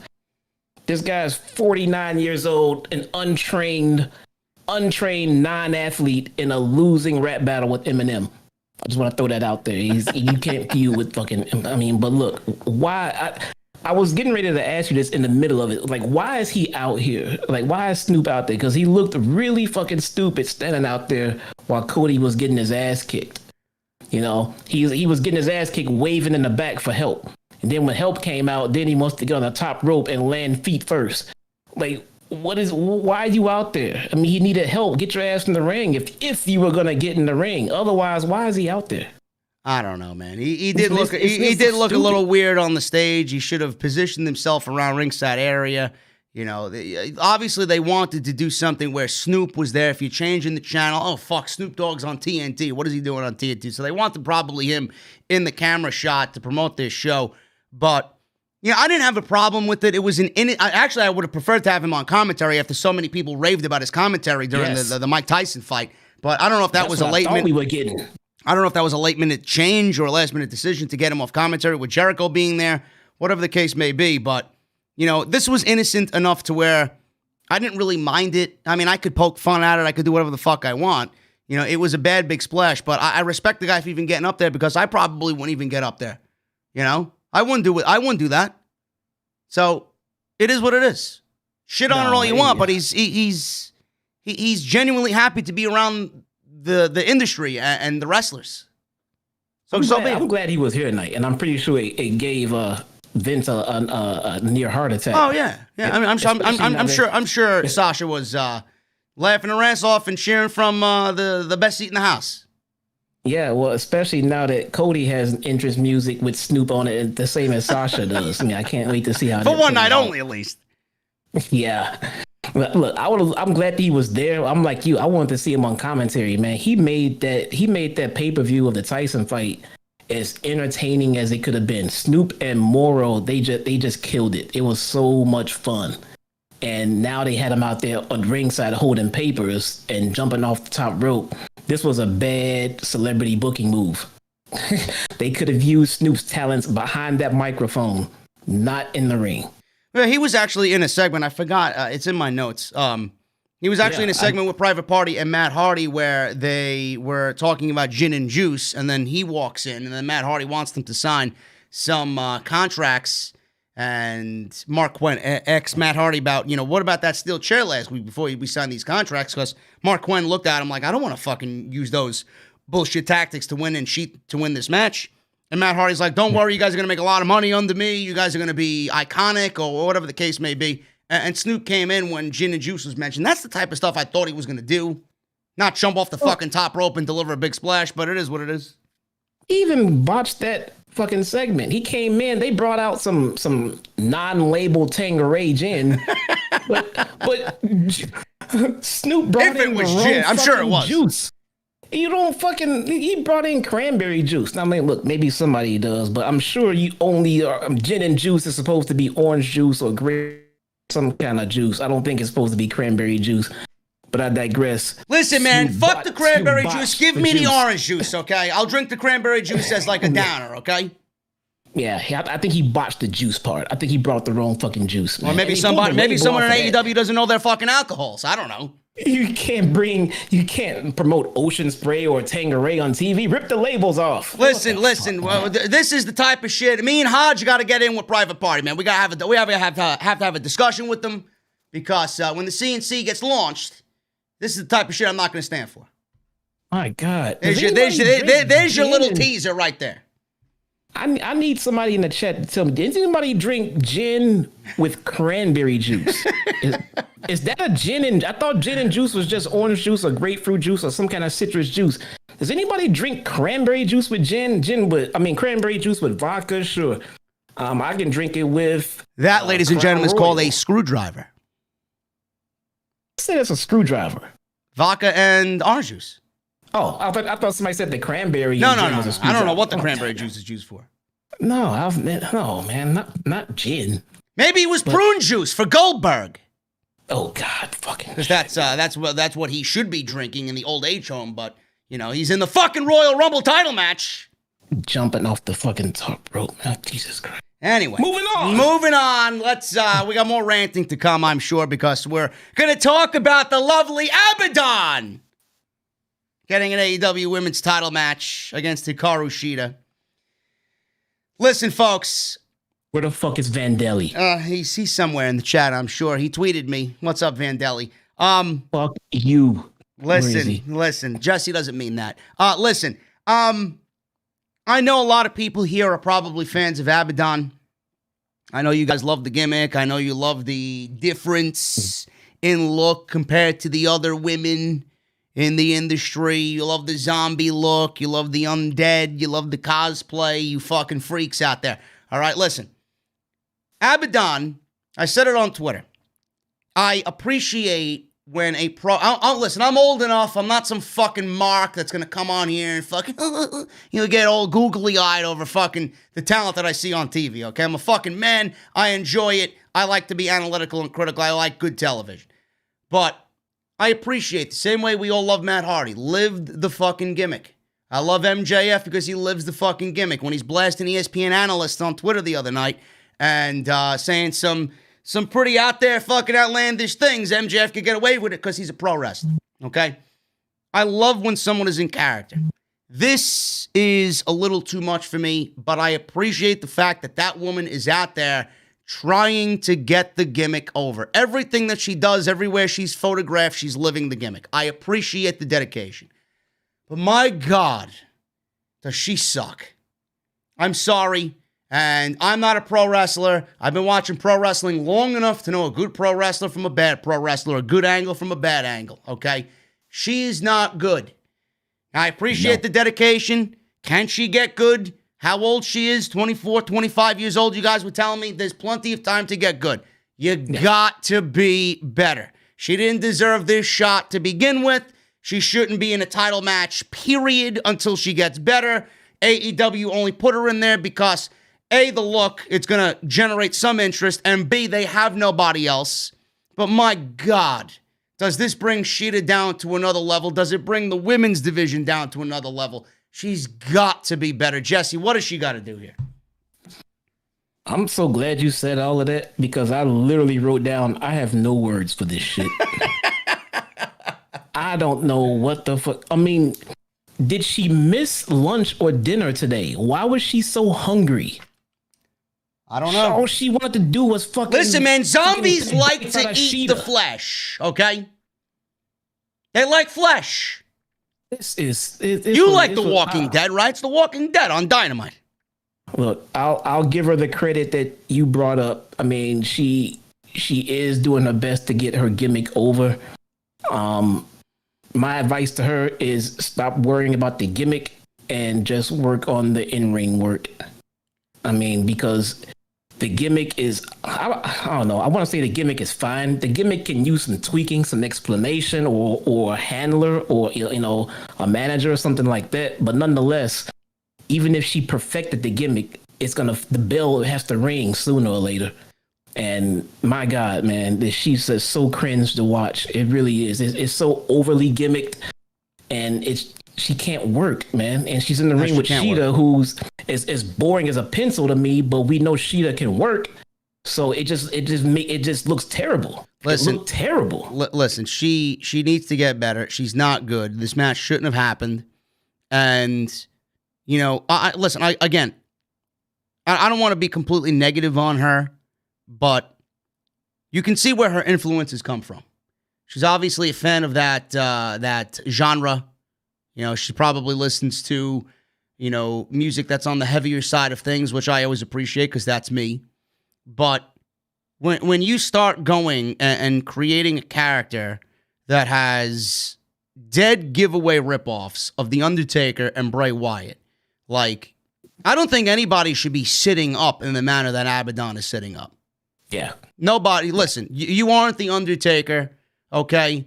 Anybody that watches that is going to say she's ripping off The Undertaker because that's exactly what it is. You shouldn't be doing that, okay? The upside down spider walk. I mean, we've seen Bray Wyatt do that. Even now, still does it. It's not right. And these gimmicks, they have a short shelf life. They really do, okay? I don't want to see somebody going in there with all these fucking theatrics needed to hide the inability that they can't wrestle. That doesn't make me feel good. Listen, theatrics should be saved for the 50-year-old fucking dinosaurs that want to come back and get their one WrestleMania payday. Okay? This is a young woman that wants to be a pro wrestler and do it differently. What's with all the smoke and mirrors? You're obviously hiding something that you cannot go out there and perform. What's with the biting of the neck? Why do I got to see a pro wrestler biting, stereotyping themselves as a zombie character, going for the neck? Like, give me a fucking break. And then, like I said, Jesse, the shelf life on this thing, it's so short. When someone like this, and she lost tonight, when someone like this loses clean, don't you think it takes away from the overall fucking vibe of the character? You're undead. But you get pinned for 3 seconds. But you got pinned. I mean, we're not fucking 7-year-old kids sitting front row watching The Undertaker come out with Brother Love, and we're all fucking pasty white in the face, terrified. I mean, give me a fucking break. Yeah, if you look for all the Vandellis out there, if you look at guys like Bray Wyatt, Undertaker, Rosemary, I'm seeing Rosemary's brought up in the chat a lot. The one thing that all three of these people can do is when the bell rings, they can go. The Undertaker used to be able to go. I mean, not now. But just saying. They can go. They can give you a match. So when all of that gimmick stuff is done, you got to deal with them in the ring. Dealing with Abadon in the ring is not fun. I mean, it's cringe. She's not very good.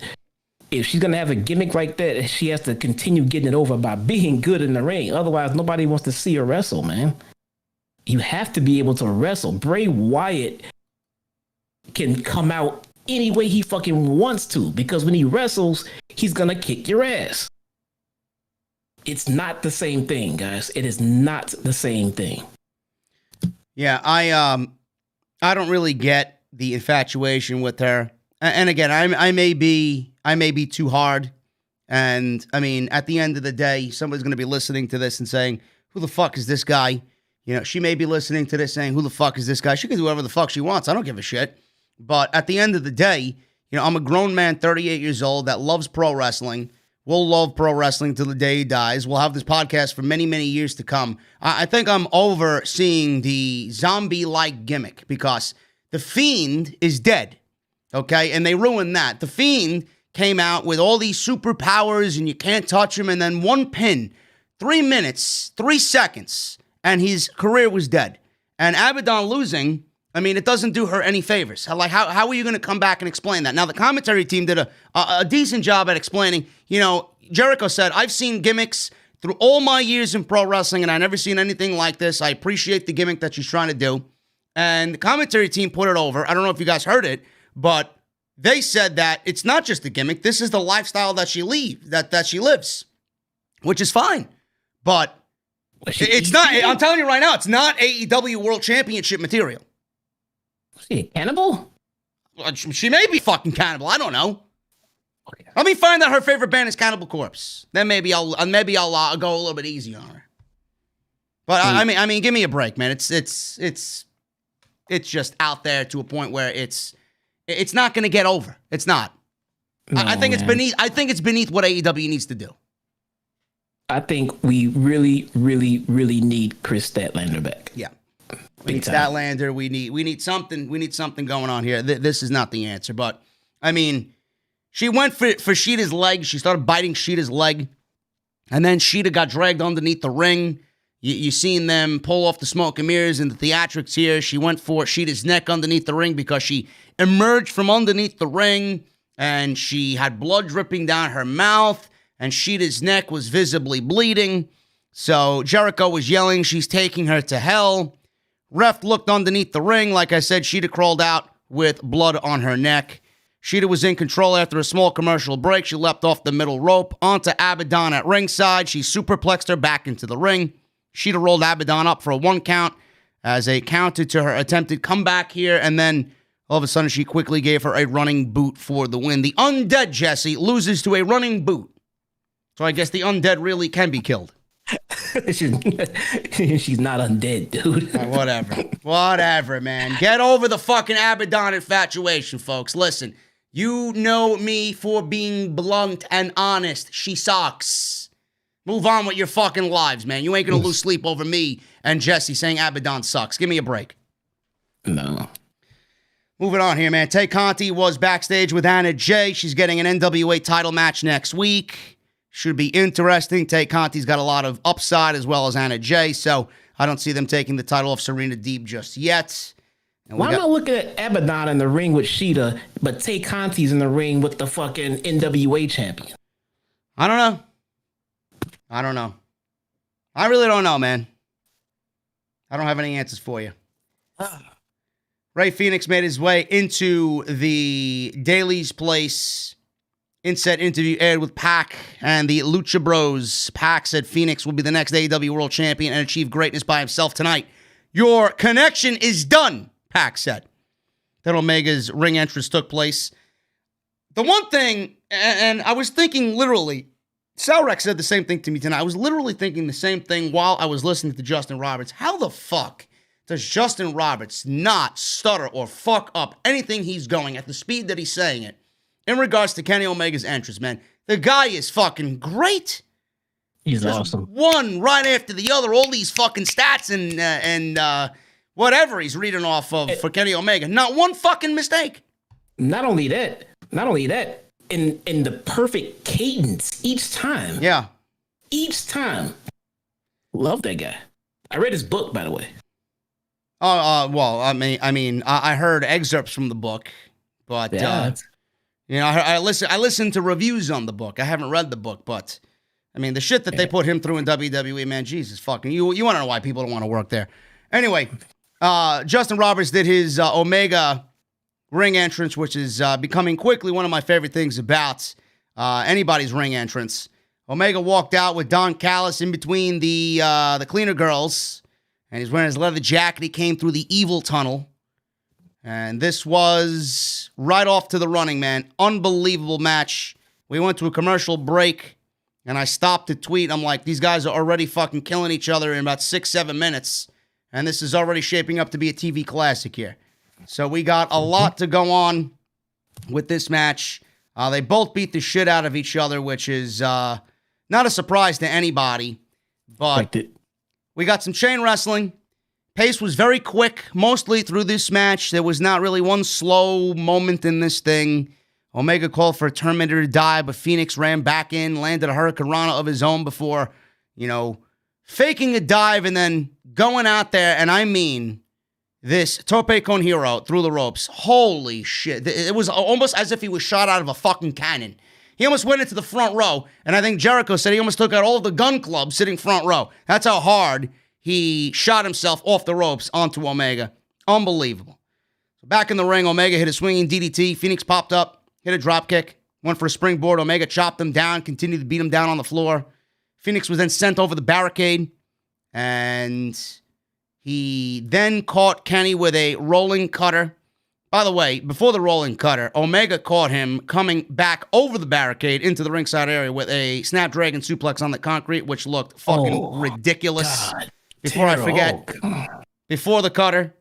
And then all of a sudden he's back up and he delivers a cutter to Omega. And Omega hits his Katara Crusher to come back. Fenix fought back with overhand chops, leading to a chop exchange. Omega won the chop battle. And he was going after Fenix's midsection until Fenix flipped out of a suplex, landed a springboard headbutt, which looked great. Then there was this incredible spot. I don't even know how you call this thing, where Fenix was on the top rope. He was knocked down, somehow recovered, and he hit the move that he was intending to hit the first time before the botch, but, you know, it looked like he came back and recovered so beautifully that I don't even think anybody watching realized it was a botch. I just thought it was Rey Fenix being Rey Fenix. So he hit a top rope move on Omega. It was a tope suicida, and Omega went for the you can't escape. Fenix fought out, flipped over a German suplex for a near fall. Fenix then landed a double stomp on the back of Omega, which looked great. They both landed on the outside. Another chop battle in the middle of the ring. We got some V-triggers. Omega was trying to maybe pull at Fenix's mask. He gave the idea that he might be going for that. Omega avoided a hook kick, landed a V-trigger. Like I said, Fenix bounced back with a super kick. Both guys were down. Fenix went for his tilt-a-whirl or spiral dive. Omega countered it with a rising knee strike to the face. Hit a power bomb, which looked to be the end because he stacked him over, rolled him up like a fucking sack of potatoes. Another V-trigger, followed for a near fall. Another V-trigger by Omega. Tried to set up for the one-winged angel, but Fenix countered into a reverse Rana. Completely blasted Omega. Callis then got involved. He distracted Fenix, allowing Omega to land another V-trigger, so that's 3. Fenix hit a common Giri over on Omega into a diving cutter for a 2. Fire Thunder Driver for a very close near fall. Omega then gets the knees up as Fenix is going off to the top rope. He's paying homage to Eddie Guerrero, doing Eddie Guerrero's signature pose on the top rope. So Omega got the knees up off of a frog splash attempt. Fenix fought out, went for a dive. Omega caught him with a pile driver. Another V-trigger, one-winged angel for the 1, 2, 3, and that was it. Jesse, before we get into the happenings at the end of the match, quickly, your thoughts on this. Omega, great. Fenix, great. They work unbelievable together. I can't wait to see them in the ring again. If anybody didn't think this already, which I'm sure is a small number of people, you must be a complete idiot. Rey Fenix, I think, even before this, after tonight, solidified himself as the greatest luchador in wrestling today.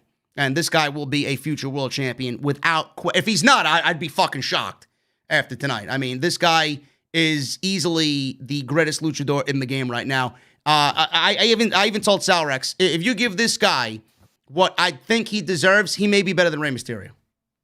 Oh, yeah, man. He's easily better than Rey Mysterio right now as we stand. Am I going to say he's better than Rey Mysterio in his prime? I don't know. I wouldn't say that necessarily, I guess, because Rey Mysterio was like a little bit of a first of his kind, in a way. I know he wasn't the first, small luchador, but the direction his career took and the highest he's gotten, I mean, I can't take away from what Rey Mysterio has done. But the pure fact that we're talking about Rey Fenix in the same breath as Rey Mysterio is an extreme compliment. Rey Fenix has a future, man. This guy is incredible in the ring, and that's just that. And if you don't agree with that, you do not know pro wrestling, dude. He's amazing. I don't know how hard WWE went after Pentagon and Phoenix when they were free agents, but Tony Khan, the fact that he's got both of them, no matter when these guys' deals are up with AEW, you give these guys whatever they fucking ask for. You do not let these guys go. That is the future of fucking, that is the next, you legitimately have the next Rey Mysterio on your roster. Like, you book him as such. The guy's incredible. And the thing about it, we're talking about Rey Fenix being great. Like Pentagon is the fucking Janetti of the group or something. Absolutely not. Incredible in his own right. These guys are awesome, both of them. But Rey Fenix just sticks out as an incredible singles competitor, man. This guy is awesome. After the match, Don Callis got on the microphone and said they're going to give the fans something they did not expect. Said apparently something terrible has happened in the back. Pac and Pentagon were attacked by Eddie Kingston and Butcher and Blade. Callis said anything can happen in this environment. Callis then told Phoenix that they warned him that Penta and Pac wouldn't come out to help. And now what's coming to you is a one-winged angel into the scrap heap of history. Moxley ran out with a barbed wire baseball bat, hit Omega with the baseball bat. Callis left the ring, and then out out comes Luke Gallows and Carl Anderson. They charged into the ring and 2-on-1 attack Jon Moxley. Jericho yelling very obnoxiously, "They don't even work here." Shivani was asking, "What the hell's going on? Get these guys out of here. Don't we have security? They're taking over our show." They gave Moxley a magic killer, and they beat on Moxley. It was a 3-on-1 attack.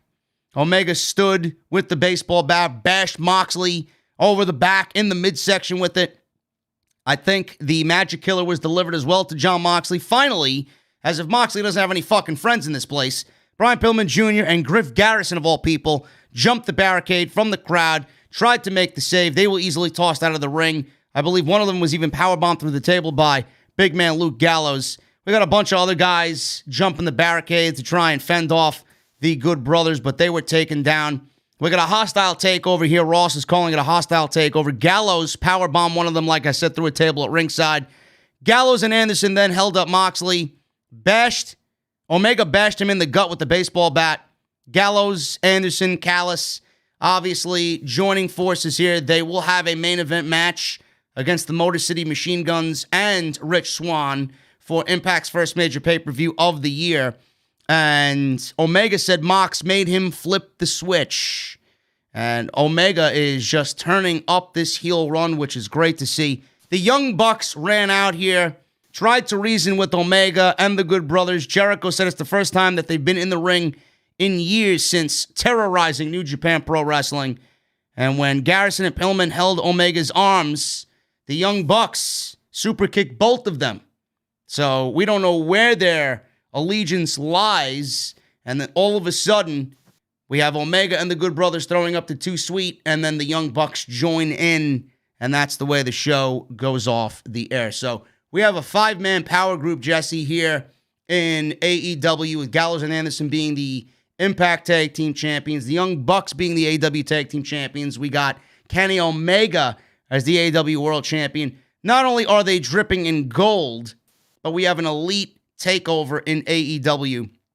And I mentioned this several times in the past, and it's the one thing that immediately just jumped off the page when I seen Gallows and Anderson. This is the debut that they should have had in WWE.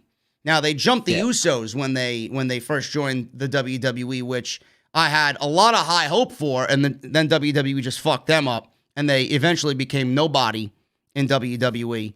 They tried so badly to pair them with AJ Styles and really give you that sense of the club being in WWE. It was never on the level of this. Gallows and Anderson should have always been brought in from day one with AJ Styles. I always will say AJ should have never debuted in the Royal Rumble. I always said save AJ for when Roman wins that world title. Show up on Monday Night Raw when Roman is at the end of the show, kind of being coronated as the guy, and have AJ Styles just come out in a Bullet Club mask on stage. We all know it's going to be him. And then all of a sudden, Gallows and Anderson come out and attack and lay waste to Roman Reigns, with AJ coming in and first targeting the WWE champion. We have a hostile takeover in WWE with the club invading WWE, which would have led to Roman getting his backup in Rollins and Ambrose. And we have an entire summer of Reigns versus Styles and the Shield versus the club. I mean, WWE absolutely, majorly, severely dropped the ball on that. And it's going to be looked at as one of the most disappointing things in the history of WWE. What they did here is exactly what they should have did 4 years ago. So good on Matt, good on Nick, and good on AEW management for giving us the club debut here that we should have got 4 years ago in WWE. Okay, let's pause this for a second. We got a bomb in the super chats, bro. Edgar, Bomb. $50 bomb. I see you, brother. Bomb. Thank you so much, man. Super chats are open, guys. We're gonna be hanging out with the super chats in just a little bit after this segment. Man, this is awesome, man. This fucking, I'm starting to get I'm starting to get the feels like this is the invasion angle. From WCW to WWE that was completely botched. It's like we're starting to get it done the right way. See, we were talking about long-term storytelling earlier. This is an example of good long-term storytelling. We're getting an invasion, we're getting it in small tiers, but we're getting advancement in the storyline. Now we get the tag team champions showing up on AEW television. Before we had Kenny showing up over on an Impact. You know, what's going to happen next week? How long before we see Jon Moxley show up at the Impact pay-per-view or something like that? Who knows? We're getting advancement, but nothing really is happening per se. There's no big, huge change in any company, but we're getting progression. Things are happening. Why is Kenny showing up here? Why are the Good Brothers showing up over here? Shit is going down. Are the Bucks back with them? But the story is nowhere near being told. It's still being carried on, and we're still interested in it. That's how you book long-term storytelling. Yeah, I'm very excited about this. I may even go out there and watch the Impact pay-per-view just to see what the hell's going on with Omega teaming up with the Good Brothers against Swan and the Motor City Machine Guns. I'm excited to see where this all leads. I don't know, like you said, Moxley does come off like a loner, like he doesn't need anybody, but he's not going into this thing on a 5-on-1 disadvantage. Who is he going to have back him up? Is it going to be Penta? Is it going to be Pac? Is it going to be Phoenix? We don't know. Is it going to be Rich Swann? Is it going to be the Motor City Machine Guns? Are they going to come over here and team with Moxley?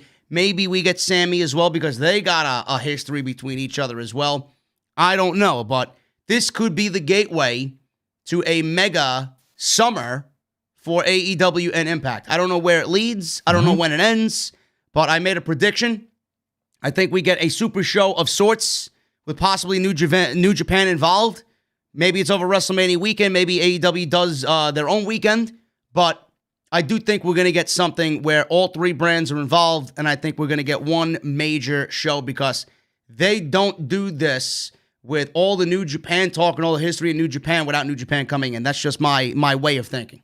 I don't know if you agree with that or not, but that's the way I see it. No, I agree, but let's not forget this as well. Tony Khan told us a while back that the landscape of wrestling as we know it is about to change, basically. Yeah. Now, I don't think he meant that it was going to change because fucking Gallows and Anderson showed up on Dynamite. So my guess is, like you just said, we're in for some big time fucking storytelling come this summer with a lot of different moving parts going on. I don't know. I don't watch New Japan. Maybe, I don't know if the Bullet Club is still prominent over there or what their value is to New Japan anymore, but maybe we get a Bullet Club United States version versus a New Japan version. Man. You know, I don't know. You know, I was wondering. Maybe someone just said it in the chat, Jesse. I want to cut you off. What? Maybe Blood and Guts is happening this year, and this is the Blood and Guts. Nah, that could be. You know? That could be.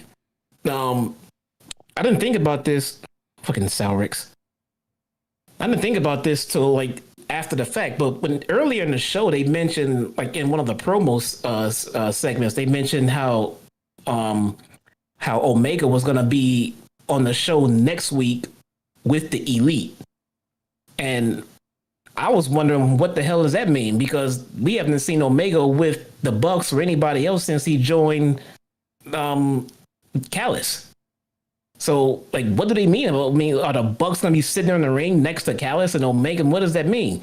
But then later in the show, then that's we got what we got. I was getting ready to text you, too. I was like, how the hell are they going to put the Elite back together? Well, then they did by the end of this show. So, yeah, I think they're going to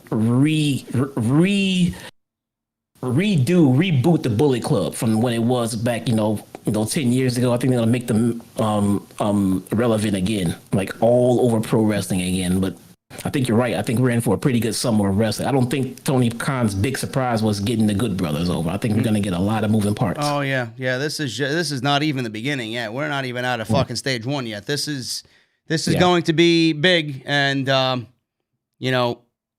don't know how it's going to go over. I don't know if they could really fully revive it to where it was at the height of its run with the Bullet Club. But if this is what I feel it's going to be, then WWE better look out.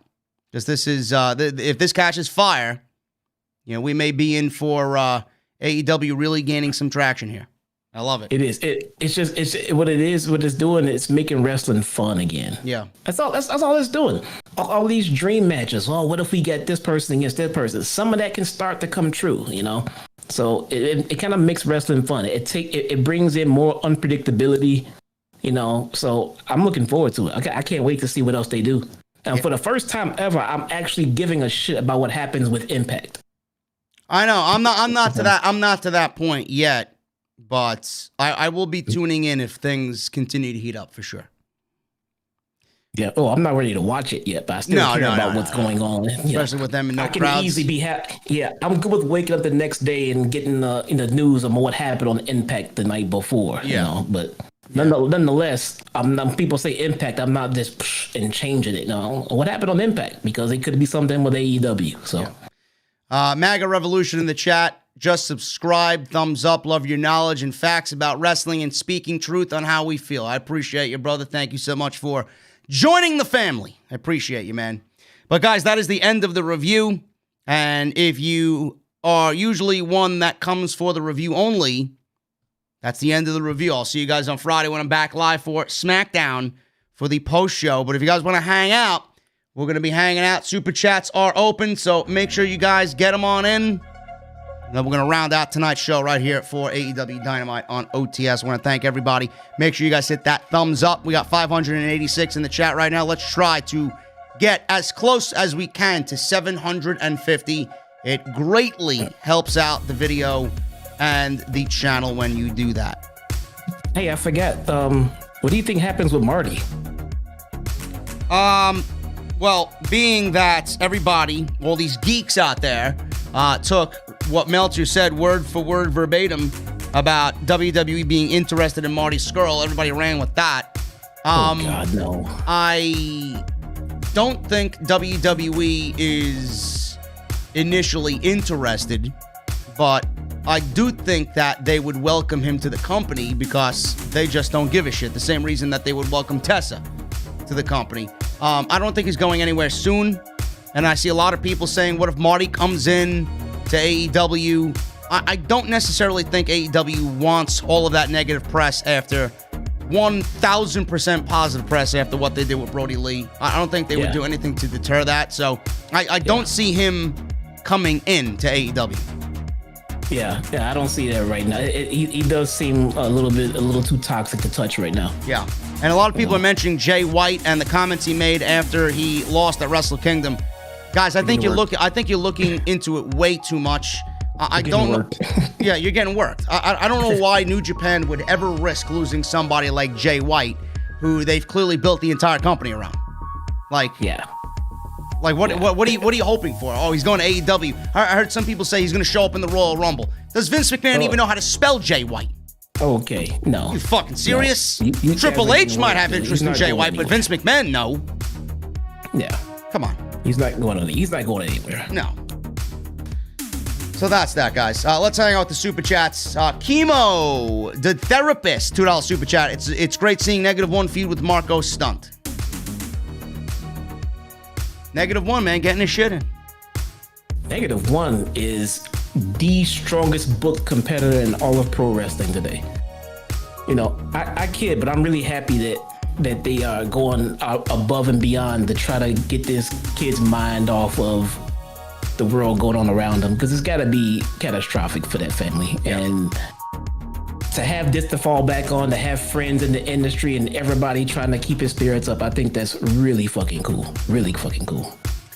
Ulysses with a $2, $20, and $2 super chat. Thank you, brother. What an amazing ending. Did not expect Gallows and Anderson, but glad to see them. And then the Bucks coming out there and the Too Sweet. I know it can't be Bullet Club unless they get the rights to the name or get a partnership with New Japan, but still, Bucks turn heel now. Maybe I'm the only one. It looks like, well, listen, Kenny's a heel, so it would assume that them joining Gallows and Anderson and beating down probably the biggest babyface in the company, Jon Moxley, I would consider that a heel turn, bro. Yeah. I would consider that, even though they tried to stop the attack, I think the Too Sweet actually kind of sealed the deal. And I sealed it. You know, if Moxley was to get up and see what was going on, he wouldn't be happy with the Bucks right now. No, we wouldn't. No. Ken Lee Pierre with a $2 super chat. Marty Scurll in WWE, that would be a good move. No, that would not be a good move. I mean, I don't think that. Listen, WWE's got enough negative press right now. Then you're going to bring in somebody that had drunken sex with a minor? Bro, come on. I mean, I guess Austin Theory's back on fucking television. He probably has a better chance at getting signed with Velveteen WWE Dream is right on now. television, bro. I would not put anything past these people. Yeah. I can see he probably has a better shot at getting signed with WWE over AEW. Yeah. I mean, and WWE would sign them just to say that they have one of their best friends, you know, just to say they got Marty. Yeah. You know, but he's too toxic for Tony to touch. And listen, Triple H will bring him in. They'll give him the. the fucking rockstar treatment. They'll repackage him. They'll do what they do. Triple H will give him his own vision. And then what happens then? He'll be in that fucking bird's mask chasing R-Truth around the ring. Well, either that or feuding with the fucking Miz. Oh, man. Daryl, what's up, brother, in the chat? Kenny, Omega, Young Bucks, and Good Brothers as the Super Golden Elite. Your thoughts? Could be, brother. If they do not own the rights to the Bullet Club, it's going to be something to do with the Elite for sure. We got Ulysses with another $2 super chat. That Omega Phoenix match, though, 4-star classic. Very good TV match. I will agree with you, man. Michael Raymond, $5 super chat. JD looks like Tay Conti is due and maybe getting the NWA strap. Bullet Club USA is just too sweet. Can't wait to see Hangman and do take on BC someday. Michael, thank you for the $5, brother. Team Morales, $5. Do you think we will see Kota Ibushi versus Kenny Omega down the road? I'd love to. Kota Ibushi seems like a fucking android built on another level, man. He had a great weekend, didn't he? Yeah, he did. Yeah, it was definitely the Kota Ibushi weekend, for sure. Ulysses with another $5 super chat. Imagine if a Bullet Club member like Tama Tonga comes in the near future to help Omega out of nowhere, and that sparks the partnership with New Japan. Listen, bro, we'll see. I don't want to jump the gun because this is something that I'm really invested in right now. I'm enjoying it. And I don't want to put too much thought into it. We could always fantasy book, and that's what us podcasters and fans are going to do. We're going to fantasy book. But I'm just sitting back and enjoying it, man. Wherever they go, you know, we've been pro AEW on this channel since day one. So whatever Tony's got planned, I'm sure it's going to be great. I don't think he's really let us down at all in the year that AEW's been producing television. So I'm excited. Jacob Donnelly, what's up, brother? $10 super chat. Very glad to see the club back. I had flashbacks to them turning heel on AJ Styles in New Japan. Just awesome. Also, happy birthday to your daughter, Jessie. Hope it was good. Thank you so much. Thank you so much. I appreciate that. I really do. Thank you, Jacob. I appreciate you, brother. See you on Twitch tomorrow. I'll be live streaming on Twitch. Matt Eagle 499. Are you sure you aren't secretly writing for AEW, JD? Because it seems like all your great ideas are popping up there, while WWE just dies every week. I don't know, man. Listen, anybody that knows me, I've been booking that Bullet Club fucking shit with AJ Styles since the very beginning, man. Everybody knows me that's been listening, knows that's the fact. And the fact that we've seen something similar to that tonight, not really the same way that I had laid it out, but something similar to that, it's a great thing to see, because that's the way it should have been done. And it just goes to show you that WWE doesn't have any creativity and they don't really appreciate talent. Because that's not the way that they should have been brought in. Ulysses with another $10 super chat. Abadon sucks. Shida deserves better. The way they are booking her makes me wish they take the title off of her and put it on either Britt Baker or Thunder Rosa. I mean, who else is in the division? Well, listen, man. You know, I don't know where Thunder Rosa stands right now. I hope to God she doesn't lose to Britt Baker.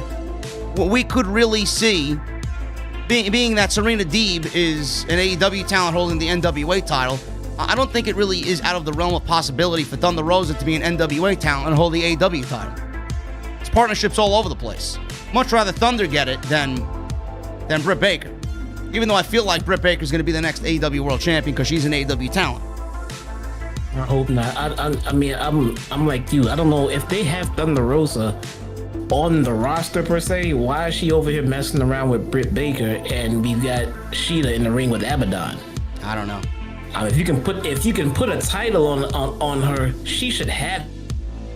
Right now, I mean, Thunder Rosa should have it, man. Period. There's no more questions asked. But if she doesn't, Maybe there's some other reason why she doesn't, and maybe that's the reason why she does not have the title right now. We'll see, man. I hope she pulls it out over Britt Baker, but that's happening next week, and we will be here to cover that. JP5150 with a $10 super chat. Bullet Club in AEW is absolutely amazing. What a show. Unfortunately, my concern is Vince McMahon possibly plotting to screw Sasha Banks' title reign yet again, all because of Snoop Dogg showing up live. I don't think, well, I know they're petty, but I don't think they're that petty. It's fucking Snoop Dogg. Who gives a shit? He barely had a fucking factor in what happened tonight. Like, who gives a shit? He's there to promote a TV show just like they would promote a show on the USA Network. I get where you're coming from, man, but I hope to God not. That would suck for Sasha. I would not put it past him. Vince would act like that. Yeah, I know. He would. I mean, it's the same guy who paid The Undertaker millions of dollars to sit at home and not do StarCast. Michael Raymond with a $2 super chat. CNC, as in computer numerical control machine. No, bro, you're way off.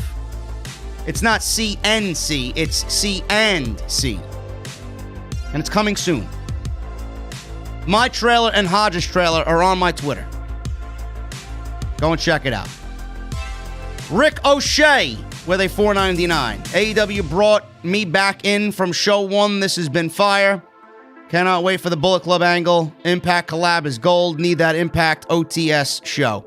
Not yet, bro. Listen, there's just too many things going on right now, and I am completely out of loop on Impact to a point where I'm not even going to waste my time covering a show because I don't know what the fuck's going on. Nobody would watch. Maybe 200 of you would watch. And I'll be sitting here feeling like I wasted my time when I could have been on Call of Duty or sleeping. Or watching Dark. Or watching anything but Dark. What the fuck? We got Michael Raymond with another $5 super chat. This was an awesome show. I usually send goofy super chats to try and cheer you up after Raw and SmackDown, but not tonight. No goons in Jacksonville. Much love. Michael, thank you so much, brother. Rick O'Shea with a $4.99. I hated Goldberg since I was 12 and hyped for WrestleMania 20 for that wet fart of a match with Lesnar. Yeah, that match was terrible. Don't even remind me, bro. Gus with a $5 super chat. I can see a WWE effect with AEW doing shows from the Marlins Stadium. I don't think that's the case, man. I think they would be an enclosed stadium. I don't know where the Miami Heat play, but I could envision them being there. I don't know where. Do you have any idea what they're doing with basketball, Jesse? Are they still in Florida doing the season? Yeah, everybody's playing in their home arenas. They're not doing a bubble or anything like that. They're playing in their legitimate towns. Yeah, they're playing in their home arenas this year. Oh, wow, okay. Well, maybe they're not going to be in the Miami arena. I don't know. So we'll see what happens. Or maybe they go to a baseball stadium and really do the WWE thing. I have no idea. So we'll see. Yeah. I mean, why would they? I mean, I don't know. It's very difficult to tell. They got their own football stadium, but it's in Jacksonville, but I don't know. Like I've said that for months. I mean, Tony has this. He has this football field, dude. He owns his own WrestleMania venue. Yeah. WrestleMania-like venue whenever he wants to put on a show there. So. Michael Raymond with another $2 super chat. Impact's John E. Bravo wedding was great television. I'm glad you enjoy that, bro. I have no idea who the fuck that is or the fact that there was a wedding on Impact. I think the only thing I care about on Impact is probably Sami Callihan and Jordan Grace or Deonna Purrazzo in some way, shape, or form, and that's about it. Richard Williams with a $2 super chat. Happy JD. Oh, hey, JD. Happy New Year. Can you call me a goon? Richard Williams, you fucking goon. Thank you for the $2 super chat. 64 Panned Q, $4.99. I'd rather see the mean blue-haired bitch win the championship rather than Bill Goldberg. This thing is going to do great things for AEW. Bro, I would rather anybody win the fucking title. I'd rather see the fucking Miz as the world champion than Bill Goldberg. Oh, that's rough. Ultimate Blue Eyes White Dragon with a $1.99. What do you think of Xia Li master-looking Melina? I haven't watched NXT yet, bro. I'm not one of these geeks that watches AEW and NXT at the same time. I won't be able to concentrate on what I'm watching. DJ $4.99. I was truly shocked when the Good Brothers came out, but I'm getting old NXT vibes and I'm excited. I think everybody is, man. It's good television. That's all we want. Yeah. Edgar Estrada with a 50 bomb. Thank you, brother. What's up to the IWC Best Tag Team? JD, thanks for reading my comment. Great points about Sting. I'll agree with both of you. If Sting does nothing next week, Phoenix is so damn good as well. The Bullet Club reunion was great. New Japan Pro Wrestling Partnership soon. Love you, JD, Jesse, and much respect. Thank you. Great points on Sting. I will probably mention those things on Saturday on the podcast because everybody's pissing me off about Goldberg. You will agree with us about Sting if he does nothing next week. I do think he helps Darby retain the title, so hopefully we get that at least. Phoenix is unbelievable, and the Bullet Club, I'm excited to see where it goes for sure, bro. And thank you for the 50 bomb, man. You are the MVP of the live streams, always. Ulysses with another. Ulysses is the MVP of this fucking stream, man, with all these super chats. Holy shit. $10, a $2, and a $10. Remember, Omega and the Bucks said when they started AEW they were going to take over the world. Could this be a part of that? Absolutely. Taking over AEW, Impact, and possibly New Japan. This is phase 1. Glad I still have all my Bullet Club shirts intact. For me, after the show, I am even more excited for the AEW game on PS5. Happy birthday to your daughter, Jessie, and also you and JD have a happy and successful new year and I believe you'll be on Sirius XM Radio. Well, thank you, man. We're going to certainly try. There you go. Look at that. Look at that. Look at that. Look at that. Got my Bullet Club JD shirt. Look at that. There you go. That's an old school right there. Look at that. We got Clothesline from the Bronx. $5 super chat. I don't understand 5 guys afraid of a guy with a bat. Abadon is playing too much Call of Duty Zombies while listening to black metal. Comment of the night, bro. I don't know, man. Why are 5 guys afraid with a guy with a baseball bat? And Abadon is playing Call of Duty Zombies listening to black metal. What's her favorite black metal band, bro? Dimmu Borgir? Immortal? Don't let me find out Abadon is a big fan of Abbott. Fuck out of here. Maybe she's Merciful Fate. I don't know, man. I don't know. Michael Raymond, $5 super chat. JD, DO is an acronym. Dark Order. Listen, bro. You can't be giving me these acronyms at fucking this late hour, man. DO is an acronym for Dark Order, and BC is for Bullet Club. Much respect, great review tonight. Happy birthday to your child, Jesse. Thanks again, guys. Appreciate that. And Phil with a $4.99 super chat. First off, happy birthday to your daughter, Jessie, and I love that. The Bullet Club is back. Love the show. Keep up the great work. OTS for life. Thank you, guys. Again, my 11-year-old daughter does not watch JD from New York, but my wife is in the chat, and she is seeing all the happy birthday wishes to our child. So thanks, guys. Daryl in the chat. Will Streamlabs donations be added to these streams? I should really do that because YouTube takes 30% of everything that's coming in. So I really should do that, bro. Maybe I'll start incorporating that on Friday. Wow, 30%, man. Yeah. And we got Easy Does It with a $5 super chat. Bro, your vids help me through my depression. Thank you, brother. I listen to you every day.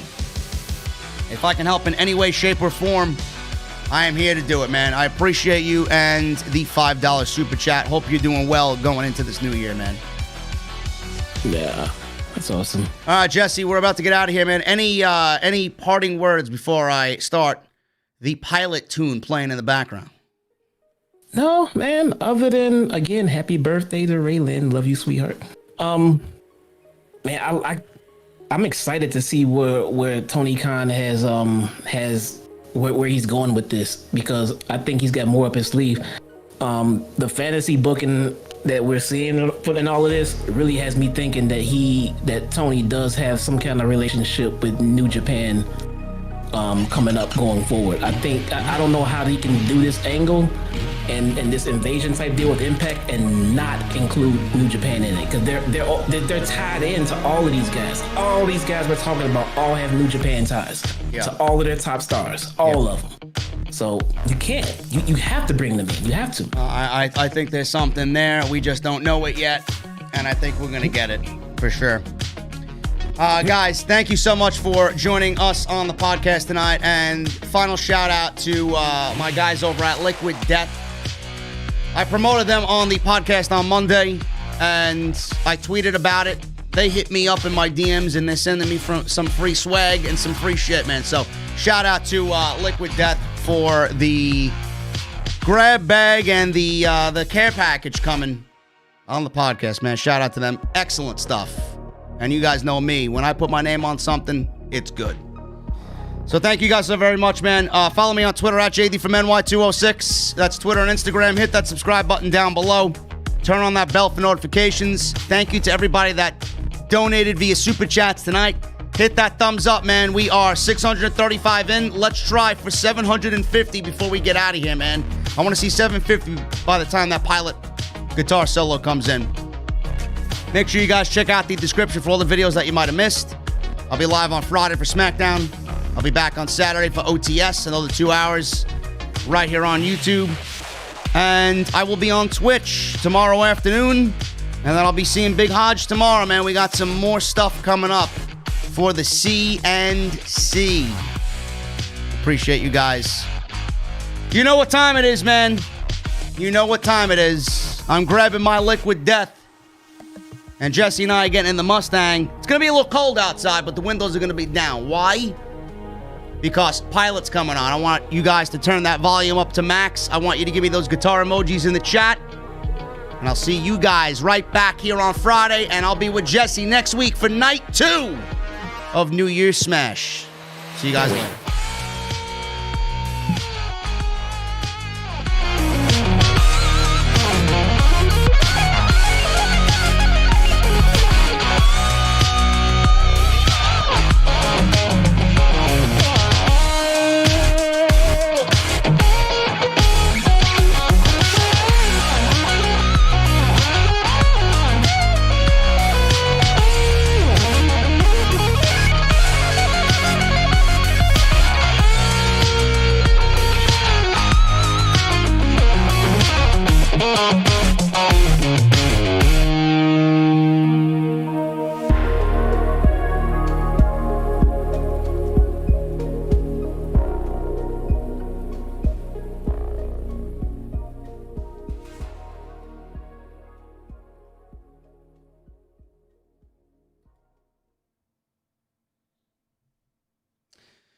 And we are done, man.